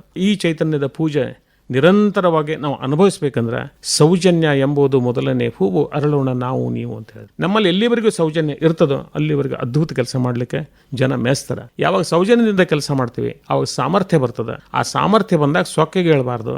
ಸಾಮರ್ಥ್ಯ ಎಂಬುದು ಬೆಲಪತ್ರಿ ಶಿವಗ ಅರ್ಪಿತ ಇರಲಿ ಖತ್. ದೇವ್ರ ಕೃಪಾ ಅಂತ ಎಲ್ಲಿವರೆಗೂ ನಾವು ತಿಳ್ಕೊಳ್ತೀವಿ ಅಲ್ಲಿವರೆಗೆ ಪ್ರತಿಯೊಬ್ಬನಲ್ಲೂ ಚೈತನ್ಯ ಸಾಮರ್ಥ್ಯವಾಗಿ ಇರ್ತದೆ. ಜೊತೆಗೆ ಅವ್ರು ಹೇಳಿದ್ರು, 2 ಕಣ್ಣೇನವ ಅದ ಜ್ಯೋತಿ. ನಮ್ಮ ಪೂಜೆ ಮಾಡ್ತಿರಲಿ ಚೈತನ್ಯದ ಪೂಜೆಗೆ ಸತ್ಯ ಎಂಬುವ ನಿತ್ಯದ ದೀಪ, ಸುತ್ತೆಲ್ಲ ಅವನದೇ ರೂಪ. ಪ್ರತಿಯೊಂದು ಪ್ರಾಣಿಯೊಳಗೂ ಒಂದು ಸಸ್ಯ ಬಾಟ್ನಿ ಮೇಜರ್ ಮಾಡೋ ಕಾರಣ ಏನಿಲ್ಲ. ಆ ಸಸ್ಯಕ್ಕೆ ಆ ಬೀಜದೊಳಗೆ ಎಷ್ಟು ಆಹಾರ ಇಡಬೇಕು ಅನ್ನೋದು ಪ್ರತಿಯೊಂದು ಸಸ್ಯಕ್ಕೆ ಗೊತ್ತದ. ಸಾಸಿವೆ ಒಳಗೆ ಎಷ್ಟು ಇಡಬೇಕು, ಜೋಳದಾಗ ಎಷ್ಟು ಇರಬೇಕು, ಗೋವಿನ ಜೋಳದಾಗ ಎಷ್ಟು ಇಡಬೇಕು, ಸಸ್ಯಕ್ಕೆ ಗೊತ್ತದ. ಈ ಸಲ ಗೊಬ್ಬರ ನೀರು ಹೆಚ್ಚು ಹಾಕಿರ ಅಂತ ತಿಳ್ಕೊಂಡು ಫುಟ್ಬಾಲ್ನಷ್ಟು ದೊಡ್ಡ ಸಾಸಿವೆ ಕಾಳು ಆಗೋದಿಲ್ಲ. ಸಾಸಿವೆ ಕಾಳಿನ ಸಂಖ್ಯೆ ಹೆಚ್ಚಾಗ್ಬೋದು, ಅದು ಸಾಸಿವೆ ಕಾಳಿನ ಸೈಜ್ ದೊಡ್ಡದಾಗೋದಿಲ್ಲ. ಇದು ಅದ್ಭುತವಾಗಿ ಅವರು ವಿವರಿಸ್ತಾ ಅವ್ರು ಹೇಳಿದ್ದೇನೆಂದ್ರೆ, ನಮಗೆ ಇಷ್ಟೆಲ್ಲ ಪೂಜೆ ಮಾಡಬೇಕಾದಾಗ ಭಜನೆ ಮಾಡಬೇಕು. ಎಂಥ ಭಜನೆ? ಆನಂದ ಗೀತ. ಮತ್ತೊಬ್ಬರ ಬಗ್ಗೆ ಒಳ್ಳೇದು ಅಂತ ಏನದ ಅವ್ರಿಗೆ ಆನಂದ ಆಗೋ ಹಂಗೆ ಮಾತಾಡ್ರಿ. ಮತ್ತೊಬ್ಬರಲ್ಲಿರುವಂಥ ಅದ್ಭುತ ಶಕ್ತಿ ಗುರುತಿಸಿದಾಗ ಅವ್ರಿಗೆ ಆನಂದ ಆಗ್ತದೆ, ಮತ್ತೆ ಭೇಟಿ ಆಗ್ಬೇಕಂತ ಅನಿಸ್ತದೆ. ಅದಕ್ಕೆ ಆನಂದ ಗೀತ, ಸಾಮವೇದ, ಸರಿಗಮನಾದ ಅಂತ ಹೇಳೋದ್ರ ಜೊತೆ ಮತ್ತೊಬ್ರು ಏನು ಅದ್ಭುತ ಕೆಲಸ ಮಾಡ್ತಾರೆ ಅದನ್ನು ನೋಡಿ ಆನಂದ ಪಡ್ರಿ. ಒಳ್ಳೇದನ್ನ ನೆನ್ಪಿಟ್ಕೊಳಕ್ಕೆ ನಮ್ಮ ಆಯುಷ್ಯ ಸಾಲೋದಿಲ್ಲ, ಕೆಟ್ಟದಾಗಿ ನೆನ್ಪಿಟ್ಕೊಳ್ತೀರಿ ಅನ್ನೋದು ಅವ್ರ ಜೊತೆಗೆ. ಹಂಗಾರೆ ನೈವೇದ್ಯಕ್ಕೆ ಏನು ಇಡಬೇಕು ಈ ಚೈತನ್ಯದ ಪೂಜೆಗೆ ಅಂತ ಅವ್ರು ಹೇಳಿದ್ರು, ಪ್ರೀತಿ ಎಂಬುವ ನೈವೇದ್ಯ ಇದು ಎಲ್ಲರ ಹೃದಯಗಳ ಸಂವೇದ. ಅದು ತಮಾಷೆಗೊಬ್ಬರು ಕೇಳಿದ್ರು, ನೈವೇದ್ಯಕ್ಕೆ ಏನು ಇಡಬೇಕು ಅಂದ್ಕೊಂಡು, ಹಣ್ಣು ಊಟಕ್ಕೆ ಹಾಕ್ಬೇಕ್ರಿ, ಮೊದಲೇ ಪಂಕ್ತಿ 3ನೇ ಪಂಕ್ತಿ ಭೇಟಿ ಆದರೆ ಹೇಳ್ತಾರೆ, ಏನು ಪಾಯಸ ಅಂತ ಮೊದಲೇ ಪಂಕ್ತಿ ಹೇಳ್ತಾನೆ, 3ನೇದು ಅಂತ ನಮ್ಗೆ ಬರಲಿಲ್ಲ ಅಂತಾನೆ. ಅಸಮಾಧಾನ. 3ನೇ ಪಂಕ್ತಿ ಅಂತ ನಮ್ಮ ಬಜಿ ಆರ್ಭಾಟ ಹಾಕಿದ್ರು, ನಮ್ಗೆ ತರಲೇ ಇಲ್ಲ ಅಂತೀವ ಅಂತಾನೆ. ಇದು ಅಲ್ಲ ನೈವೇದ್ಯಕ್ಕೆ ಏನಂದ್ರೆ ಪ್ರೀತಿ ಎಂಬುವ ನೈವೇದ್ಯ, ಇದು ಎಲ್ಲರ ಹೃದಯಗಳ ಸಂವೇದ್ಯ. ಕೊನೆಯ ಲೈನ್ ಹೇಳ್ತಾರೆ ಅಲ್ಟಿಮೇಟ್ಲಿ, ಸೌಂದರ್ಯ ಧ್ಯಾನ ಎದೆಯಲ್ಲಿ, ಆ ಸ್ಪರ್ಶ ಚಿನ್ಮಯನಲ್ಲಿ. ಈ ಸೌಂದರ್ಯದ ತಪಸ್ಸೇನದ ಇದು ಕಲಾವಿದ ಮಾಡಬೇಕಾಗಿದೆ. ಎಲ್ಲೆಲ್ಲಿ ನಿಮ್ಗೆ ಖುಷಿ ಕೊಡೋ ಅಂತ ಕೆಲಸ ಮಾಡ್ತಾರೆ, ಬೆಳತನಕ 4 ದಿವಸ ಆದ್ರೂ ಕೂಡ ನಿಮ್ಗೆ ದಣವಾಗೋದಿಲ್ಲ. ಯಾಕಂದ್ರೆ ನಿಮ್ಮ ಚೈತನ್ಯ ಆ ಸೌಂದರ್ಯದ ಧ್ಯಾನ ಮಾಡ್ತಾ ಇರ್ತದೆ, ಅದು ಪ್ರಜ್ಞೆ ಅಲ್ಲಿ ಹೋಗಿರ್ತದೆ ಅನ್ನುವಂಥ ಭಾಗ ಹೇಳ್ತಾ, ಈ ರೀತಿ ಸೌಜನ್ಯ, ಆಮೇಲೆ ಸತ್ಯದ ದೀಪ, ಪ್ರೀತಿಯ ನೈವೇದ್ಯ, ಆನಂದದ ಗೀತ, ಸೌಂದರ್ಯದ ಧ್ಯಾನ, ಇವು 5 ಕೂಡಿಸಿ ನೀವು ಯಾವಾಗ ಪ್ರತಿ ದಿವಸ ನಿಮ್ಮ ಚೈತನ್ಯ ಪೂಜೆ ಮಾಡ್ತಾರೆ, ಆವಾಗ ಏನಾಯ್ತು ಅಂತ ಹೇಳಲಿಕ್ಕೆ ಬರೋದಿಲ್ಲ. ಅಲಲ ಅಹಹ ಅಮಮ ಇಷ್ಟ ಶಬ್ದ ಬರ್ತಾವೋ, ನೀವು ಬಂದಿದ್ರೆ ಚಲೋ ಇತ್ತು ಅಂತ ಇಷ್ಟೇ ಹೇಳ್ತೀವಿ ನಾ, ಬಂದಿದ್ರೆ ಏನಿತ್ತು ಅಂತಂದ್ರೆ ಹೇಳಲಿಕ್ಕೆ ಬರೋದಿಲ್ಲ. ಆತ್ಮ ಪರಮಾತ್ಮ ಅಂತರಾತ್ಮ ಘನಮೋ ಘನ ನಿಮ್ಮ ಮಹಿಮಾ. ಈಗ ಕಲಾವಿದ ಕವಿ ಇಬ್ರು ಬೇರೆ ಬೇರೆನ. ಕಲಾವಿದನಿಗೆ ಚಿತ್ರ ರಚಿಸುವಾಗ ಬಾಹ್ಯ ಬೆಳಕಿನ ಜೊತೆಗೆ ಆಂತರಿಕ ಬೆಳಕು ಅನ್ನೋದು ಅವಶ್ಯ ಅಂತ ಹೇಳ್ತಿದ್ರು ಬೇಂದ್ರೆ ಅವರು. ಇದು ಹೆಂಗ ಅಂತ ಹೇಳ್ತೀರಿ? ಇದ್ರ ಬಗ್ಗೆ ತುಂಬಾ ಡಿಸ್ಕಷನ್ ಆಗ್ತಿತ್ತು. ಒಂದ್ಸಲ ಕೇಳಿದ್ರು ಅವರು, ನೀವು ಚಿತ್ರ ತೆಗಿಬೇಕಾದ್ರೆ ಲೈಟ್ ಅವಶ್ಯದಲ್ಲ. ಹೌದು, ಮತ್ತು ಕಣ್ಣಿಂದ ನೋಡಿ ತೆಗಿತಿರೋ, ಮತ್ತು ಕಣ್ಣು ಇರ್ಲಿದ್ರೂ ಕಾಣಿಸ್ತದೋ, ನನಗದು ಪ್ರಶ್ನೆನೇ ಅರ್ಥ ಆಗಲಿಲ್ಲ. ಅವ್ರಂದ್ರು ನಮ್ಮ ಕಣ್ಣು ಅವಶ್ಯದ ಅಂತ ಹೇಳಿದೆ. ಆಮೇಲೆ ಲೈಟ್ ಅವಶ್ಯದ, ಆಮೇಲೆ ಪೋರ್ಟ್ರೇಟ್ ಹೆಂಗೆ ಮಾಡ್ತೀವಿ, ಲೈಟ್ನಿಂಗ್ ಅರೇಂಜ್ಮೆಂಟ್ ಹೆಂಗೆ ಮಾಡ್ತೀವಿ, ರಿಫ್ಲೆಕ್ಷನ್ ಹೆಂಗೆ ಆಗ್ತದೆ, ಇವೆಲ್ಲನೂ ಸ್ಟಿಲ್ ಲೈಫ್ನಾಗ ಇವೆಲ್ಲನೂ ವಿವರಿಸಿದೆ. ಅವ್ರಂದ್ರು ನನ್ನ ಪ್ರಶ್ನೆ ಹಂಗಲ್ಲ, ರಾತ್ರಿ ಹೊತ್ತಿನೊಳಗೆ ಲೈಟ್ ಆರಿಸಿರ್ತೀರಿ, ಚಾದರ್ ತುಂಬ ಹೊತ್ಕೊಂಡು ಮಲ್ಕೊಂಡು ಕಣ್ಣು ಮುಚ್ಕೊಂಡಿರ್ತೀರಿ, ಬಣ್ಣದ ಕನಸು ಬೀಳ್ತಾವಲ್ಲ ಅದು ಹೆಂಗೆ ಬೀಳ್ತಾವ ಇಂಥ ಪ್ರಶ್ನೆ ಕೇಳಿದಾಗ ನನಗೆ ಭಾಳಷ್ಟು ಮುಜುಗರ. ಅಂದರೆ ಹೌದಲ್ಲ, ಕಾಣಿಸೋದನಕ್ಕೆ ನಿಜ, ಕನಸು ಬೀಳ್ತಾವೆ ಎಲ್ಲರಿಗೂ, ಬಟ್ ಕಣ್ಣು ಮುಚ್ಚಿರ್ತೀರಿ, ಲೈಟ್ ಇರೋದಿಲ್ಲ, ಪೂರ್ತಿ ಹೊತ್ಕೊಂಡಿರ್ತೀರಿ, ಹೆಂಗೆ ಕಾಣಿಸ್ತಾವೆ ಇವು? ಸೈಕಾಲಜಿ ಅಥವಾ ಮನಃಶಾಸ್ತ್ರದ ಏನು ಹೇಳ್ತೀವಿ ಇದೆಲ್ಲ ಪ್ರಶ್ನೆ ಬೇರೆ. ಈ ಪ್ರಜ್ಞೆ ಏನು ಕೊಡ್ತಿದ್ರು ಅಂದ್ರೆ, ನೀವು ಮಲಗದಾಗನು ಎಚ್ಚರದಿಂದ ಇರೋ ಹೆಂಗೆ ಅನ್ನುವಂಥ ಭಾಗೇನದಲ್ಲ ಅದ್ಭುತ. ಅದಕ್ಕೊಂದು ಪ್ರಶ್ನೆ ಕೇಳಿದೆ ನಾನು, ರವಿ ಕಾಣಿದ್ದು ಕವಿ ಕಾಣ್ತಾ ಅಂದ್ರೆ ಏನು ಅಂತ ಕೇಳಿದೆ ನಾನು. ಈ ಕಾಣುವಂಥದ್ದು ಬಂದಾಗ ಅವ್ರು ಹೇಳಿದ್ರು, ಮತ್ತೇನಿಲ್ಲ, ರವಿಗೆ ಎಂದೂ ಕತ್ಲೆ ಕಾಣೋದಿಲ್ಲ, ಕವಿ ಕಾಣಿಸ್ತದೆ. ಕವಿ ಕಷ್ಟ ಏನಂತನ್ನುವಂಥದ್ದು ಕತ್ಲಿ, ಕವಿ ಕಾಣಿಸ್ತದೆ, ರವಿ ಕಾಣಿಸೋದೇನ ಇಲ್ಲ ಕತ್ಲ ಅಂದ್ರೆ. ತಕ್ಷಣ ಅವ್ರು ಏನು ಉತ್ತರ ಹೇಳ್ತಿದ್ರು, ಅದ್ಭುತ ಹೇಳ್ತಿದ್ರು. ಕಣ್ಣಿಂದ ಹಂಗೆ ಹೇಳ್ತಿದ್ರು, ಹೊರಗಣ್ಣು ಇಷ್ಟ ಅಲ್ಲ, ಒಳಗಣ್ಣು ಬೇರೆ, ಓರಿಗಣ್ಣು ಬೇರೆ, ತಿಳಿಗಣ್ಣು ಬೇರೆ, ವಿಶಾಲ ಕಣ್ಣು ಬೇರೆ, ಇವನ್ನೆಲ್ಲ ಹೇಳ್ತಾ ಅಜಂತ ಎಲ್ಲರದೊಳಗಿರುವಂಥ ಅರೆಗಣ್ಣು ಮತ್ತು ವಿಶಾಲ ಕಣ್ಣದ ಅರ್ಥ ಇವನ್ನೆಲ್ಲ ಹೇಳಿದ್ರೆ ಭಾಳ ನನಗೆ ಆಶ್ಚರ್ಯ ಅನಿಸ್ತು. ನಾವು ಬರೀ ಕಣ್ಣಿಂದು ಅಥವಾ ಸ್ಟೈಲ್ ಅಥವಾ ಟೆಕ್ನಿಕ್ಸ್ ಅಂತ ನಾವು ತಿಳ್ಕೊಳ್ತೀವಿ, ಹಂಗಿಲ್ಲ. ವಿಶಾಲ ಕಣ್ಣು ಅಂದ್ರೆ ಏನು ಅಂತ ಪ್ರಶ್ನೆ ಕೇಳಿದೆ. ಅಂದ್ರೆ ವಿಶಾಲ ಕಣ್ಣು ಅಂದ್ರೆ ಹಿಂಗೆ ಪೂರ್ಣ ತೆಗೆದಿದ್ದ ಹೆಂಗೋ, ಯಾಕಂದ್ರೆ ಜೈನಿಸಮ್ದೊಳಗೂ ಕೂಡ ಬರ್ತಾರೆ, ಇಲ್ಲಿಂದ ಹಿಡಿದು ಕಿಮಿ ತನಕನೂ ಕಣ್ಣು ತೋರಿಸ್ತೀವಿ ನಾವು. ಆಮೇಲೆ ಅಜಂತದೊಳಗೂ ಕೂಡ ಕಣ್ಣು ತುಂಬಾ ದೊಡ್ಡದಿರ್ತದೆ. ಅವ್ರಂದ್ರು ಅಲ್ಲ, ವಿಶಾಲ ಕಣ್ಣು ಅಂದ್ರೆ ಏನು, ಮನಿ ಬಾಗಿಲು ಎಷ್ಟು ದೊಡ್ಡದಿರ್ಬೇಕು, ಒಬ್ಬ ಹೋಗಿ ಇನ್ನೊಬ್ಬ ಬರೋ ಅಷ್ಟು ಅಗಲಿರ್ತದೆ. ಗೇಟ್ ಎಷ್ಟು ದೊಡ್ಡದಿರ್ತದೆ, ಒಂದು ಟ್ರಕ್ಕೋ ಅಥವಾ ಚಕಡಿನೋ ಅಥವಾ ಕಾರೋ ಹೋಗೋ ಅಷ್ಟು ಅಗಲಿರ್ಬೇಕು ನಿಮ್ದು ಗೇಟ್. ಒಂದು ಕಿಲ್ಲ ಅಂದ್ರೆ ಎಷ್ಟು ದೊಡ್ಡದಿರ್ತದೆ ಅಂದ್ರೆ, ಒಂದು ಸೈನ್ಯ ಬರ್ತಾ ಇದ್ದಾಗ ಇನ್ನೊಂದು ಸೈನ್ಯ ಹೋಗ್ತಿರ್ಬೇಕು, ಅಷ್ಟು ಅಗಲಿರ್ಬೇಕು. ಹಂಗಾರೆ ವಿಶಾಲ ಕಣ್ಣು ಅಂದ್ರೆ ಎಷ್ಟು ಅಂದ್ರೆ, ವಿಶ್ವ ಆ ಕಣ್ಣೊಳಗೆ ಹೋಗಬೇಕು ಅಂದ್ರೆ ವಿಶ್ವ ದೃಷ್ಟಿ ಇರಬೇಕು, ಅದಕ್ಕೆ ವಿಶಾಲ ಕಣ್ಣು ಅಂತಾರೆ. ಒಬ್ಬ ಕವಿಗೆ, ಕಲಾವಿದಗೆ, ವಿಜ್ಞಾನಿಗೆ, ದಾರ್ಶನಿಕಗೆ ವಿಶ್ವನ ಅವ ನೋಡೋವಂಥದ್ದು ಅವನಿಗೆ ಆ ತಾಕತ್ತಿರ್ಬೇಕು, ಅದಕ್ಕೆ ವಿಶಾಲ ಕಣ್ಣು ಅಂತಾರೆ. ಸಂಕುಚಿತ ಮನೋಭಾವ ಇದ್ರೆ ಆಗೋದಿಲ್ಲ. ಒಬ್ಬ ಪೊಲಿಟಿಷಿಯನ್ಸ್ ಕೂಡ ವಿಶಾಲ ದೃಷ್ಟಿ ಅವನಿಗಿದ್ದಾಗ ಪ್ರಜೆಗಳು ಸುಖದಿಂದ ಇರ್ತಾರೆ ಅನ್ನುವಂಥದ್ದನ್ನು ವಿಶಾಲ ಕಣ್ಣಿನ ಬಗ್ಗೆ ತುಂಬ ಚೆನ್ನಾಗಿ ಅವರು ಎಕ್ಸ್ಪ್ಲೇನ್ ಮಾಡಿದ್ರು. ಪರಸ್ಪರರು ಒಬ್ರು ತಿಳ್ಕೊಳ್ಬೇಕು ಅನ್ನುವಂಥ ತಿಳ್ಕೊಳ್ದೆ ಏನು, ಬಾಹ್ಯವಾಗಿ ನೀವು ಚಿತ್ರ ತೆಗಿತೀರಿ, ಬಾಹ್ಯವಾಗಿ ಚಿತ್ರ ತೆಗೆಯೋದಿಲ್ಲ. ಈಗ ಅರೆಗಣ್ಣು ಅಂದರೆ, ಒಬ್ಬ ಶಿವ ಕಮಲದ ಮೇಲೆ ಕೂತಿದ್ದದ, ಮೇಲಿನಿಂದ ನೋಡಿದ್ರೆ ಕಮಲದ ಮೇಲೆ ಮನುಷ್ಯ ಕೂಡ್ಲಿಕ್ಕೆ ಶಕ್ಯ ಇದೇನೋ? ಇಲ್ಲ. ಮತ್ತು ಶಿವ ಅಂದ್ರೆ ಮನುಷ್ಯನಕ್ಕಿಂತಲೂ ಭಾಳ ದೊಡ್ಡ ಹೌದಿಲ್ಲ? ಹೌದು. ಮತ್ತು ಅವ ಕೂತ್ರೆ ಇದು ಕಮಲ ಮುದುಡ್ದಂಗೆ ಯಾಕೆ ತೋರಿಸೋದಿಲ್ಲ ಭಾರತೀಯರು? ನಮ್ಗೆ ಗೊತ್ತಿಲ್ಲ, ಯಾಕಂದ್ರೆ ನಾವು ಕೈ ಮುಕ್ಕೊಂಡು ಹೋಗ್ಬಿಟ್ಟಿವಿ. ಇಲ್ಲಿ ಅರಿಬೇಕಂತಾರೆ. ಹಾಗಾದ್ರೆ ಚೈತನ್ಯ ಅನ್ನುವಂಥದ್ದಕ್ಕೆ ವೆಯ್ಟ್ಲೆಸ್. ಪ್ರತಿಯೊಬ್ಬರಿಗೂ ಯಾವಾಗ ಆನಂದ ಆಗ್ತದೋ, ಖುಷಿ ಇರ್ತೇವೆ. ನನಗೆ ಇವತ್ತು ಒಂದು ಕೋಟಿ ರೂಪಾಯಿ ಬಂತು ಅಂದ್ರೆ ಬ್ಯಾಂಕ್ನಾಗ ಇರ್ತದೆ, ಅದ್ರ ಒಂದು ಖುಷಿ ಅದ, ಅದು ಈ ಖುಷಿ ಅದ. ಸಂಗೀತ ಕೇಳ್ತೀನಿ, ಇಂಥದನ್ನ ಕೇಳಿದ್ದೇ ಇಲ್ಲಪ್ಪ, ಅವತ್ತೇನೋ ಒಂದು ಖುಷಿ ಒಳಗಿರ್ತೀವಿ ವರ್ಷಗಟ್ಟಲೆ. ಸಾಹಿತ್ಯ ಓದ್ತೀನಿ, ಇಂಥ ಸಾಹಿತ್ಯನೂ ಓದಿದ್ದಿಲ್ಲ, ವೆಯ್ಟ್ ಇರೋದಿಲ್ಲ ಅದಕ್ಕೆ ಎಷ್ಟೋ ಸಲ ಮೊದಲು ವೆಯ್ಟ್ ಮಾಡಿ ನಂತರ ಅವಾಗ ಅದು ಅಭಿರುಚಿ ಇದ್ದದ್ದನ್ನು ತೋರಿಸಿ ನಂತರ ವೆಯ್ಟ್ ಮಾಡಿದ್ರೆ ವೆಯ್ಟ್ ಇರೋದಿಲ್ಲ. ಅದು ಚೈತನ್ಯ ಅದ್ಭುತವಾಗಿ ಬದಲಾವಣೆ ಆಗ್ತದೆ, ವಿಕಾಸ ಆಗ್ತದೆ. ಇಂಥ ಚೈತನ್ಯಕ್ಕೆ ತೂಕ ಇಲ್ಲ. ಅದನ್ನು ಈ ಕಮಲದ ಮೇಲೆ ಕೂತರೂ ಸಹಿತ ಕಮಲ ಮುದುಡೋದಿಲ್ಲ. ಇದು ಅರಿಗಣ್ಣ. ಈ ರೀತಿ ಬೇಂದ್ರೆಯವರು ಯಾವ ರೀತಿ ಭಾರತೀಯ ಚಿತ್ರಕಲೆ ನೋಡಬೇಕು, ಪಾಶ್ಚಿಮಾತ್ಯ ಚಿತ್ರಕಲೆ ನೋಡಬೇಕು, ಆಂತರಿಕ ಸೌಂದರ್ಯ, ಬಾಹ್ಯ ಸೌಂದರ್ಯ ಹೆಂಗೆ. ಈಗೊಬ್ಬ ತಾಯಿ ಒಂದು ಮಗುನ ಒಂದು 3 ಫೂಟಿನ ಮೇಲೆ ಕೂಡಿಸ್ತಾಳೆ. ಐಶ್ವರ್ಯ ರಾಯನೂ ಬರಲಿ, ಈಕಿನೂ ಬರಲಿ, ಇಬ್ಬರು 4 ಫೂಟ್ ದೂರ ಮೇಲೆ ನಿಂತು ಇಬ್ಬರು ಕರೆದ್ರೆ ಅವ್ವ ದಪ್ಪಿದ್ದಾಳ, ಕಪ್ಪಿದ್ದಾಳ, ಸುಂದರ ಇಲ್ಲ ನಮ್ಮ ದೃಷ್ಟಿಯೊಳಗೆ. ಬಟ್ ಯಾವ ಕಡೆ ಮಗು ಹೋಗ್ತದೆ? ತಾಯಿ ಕಡೆ. ಹಂಗಾರೆ ಆಂತರಿಕ ಸೌಂದರ್ಯ ಅನ್ನುವಂಥ ಭಾಗ ಆ ಮಗುಗೆ ತಿಳಿಯುತ್ತೆ. ಎಲ್ಲಿ ನನಗೆ ರಕ್ಷಣೆ ಸಿಗ್ತದೆ, ಎಲ್ಲಿ ನನಗೆ ಪ್ರೀತಿ ಸಿಗ್ತದೆ, ಎಲ್ಲಿ ನನಗೆ ಸಂಪೂರ್ಣವಾದಂಥ ಇದು ಎಲ್ಲ ಸಿಗ್ತದೆ ಅನ್ನೋದು ಆ ಮಗುಗೆ ಗೊತ್ತ ವಿನಃ ಬಾಹ್ಯ ಸೌಂದರ್ಯಕ್ಕೆ ಹೋಗೋದಿಲ್ಲ. ನಮ್ಮ ದೃಷ್ಟಿಯೊಳಗೆ ಬಾಹ್ಯ ಸೌಂದರ್ಯ ಈಕಿ ಚಂದಿದ್ದಾಳ ಅಂದ್ರೆ ಇಲ್ಲಿ ಹೋಗ್ಬೋದು ಅಂತ ಇರ್ಬೋದು. ಆ ಮಗುಗೆ ಗೊತ್ತದ, ಎತ್ಕೊಂಡು ಫೋಟೋ ತೆಗಿಸಿದ ಮೇಲೆ ನಾನು ಕೆಳಗೆ ಇಳಿಸ್ತಾಳ ಅನ್ನೋದು ಆ ಮಗುಗೆ ಗೊತ್ತದ. ಅದಕ್ಕೆ ಬಾಹ್ಯ ಸೌಂದರ್ಯಕ್ಕೂ ಆಂತರಿಕ ಸೌಂದರ್ಯಕ್ಕೂ ವ್ಯತ್ಯಾಸ ಇದೆ. ಈ ರೀತಿ ವಿಚಾರಗಳು ಬೇಂದ್ರೆ ಅವ್ರ ಜೊತೆ ಮಾತಾಡ್ತಾ ಇದ್ದಾಗ ಏನಿದು ಪೇಂಟಿಂಗ್ಸ್ ಅಂತ ಹೆಂಗ್ ಮಾಡ್ತಾರೆ ಅನ್ನೋದು ಗೊತ್ತಾಗ್ಲಿಕ್ಕೆ ಸ್ಟಾರ್ಟ್. ಇವತ್ತಿನ ಬೇಂದ್ರೆ ಬೆರಗು ಕಾರ್ಯಕ್ರಮದಲ್ಲಿ ಬೇಂದ್ರೆ ಅವರ ಕಲಾದೃಷ್ಟಿ ಈ ಕುರಿತು ಸುರೇಶ್ ಕುಲಕರ್ಣಿ ಅವರಿಂದ ಮಾತು ಹಾಗೂ ಅವರದೇ ಧ್ವನಿ ಮುದ್ರಣದ ಭಾಗವನ್ನ ಕೇಳಿದ್ರಿ ಅಲ್ಲ.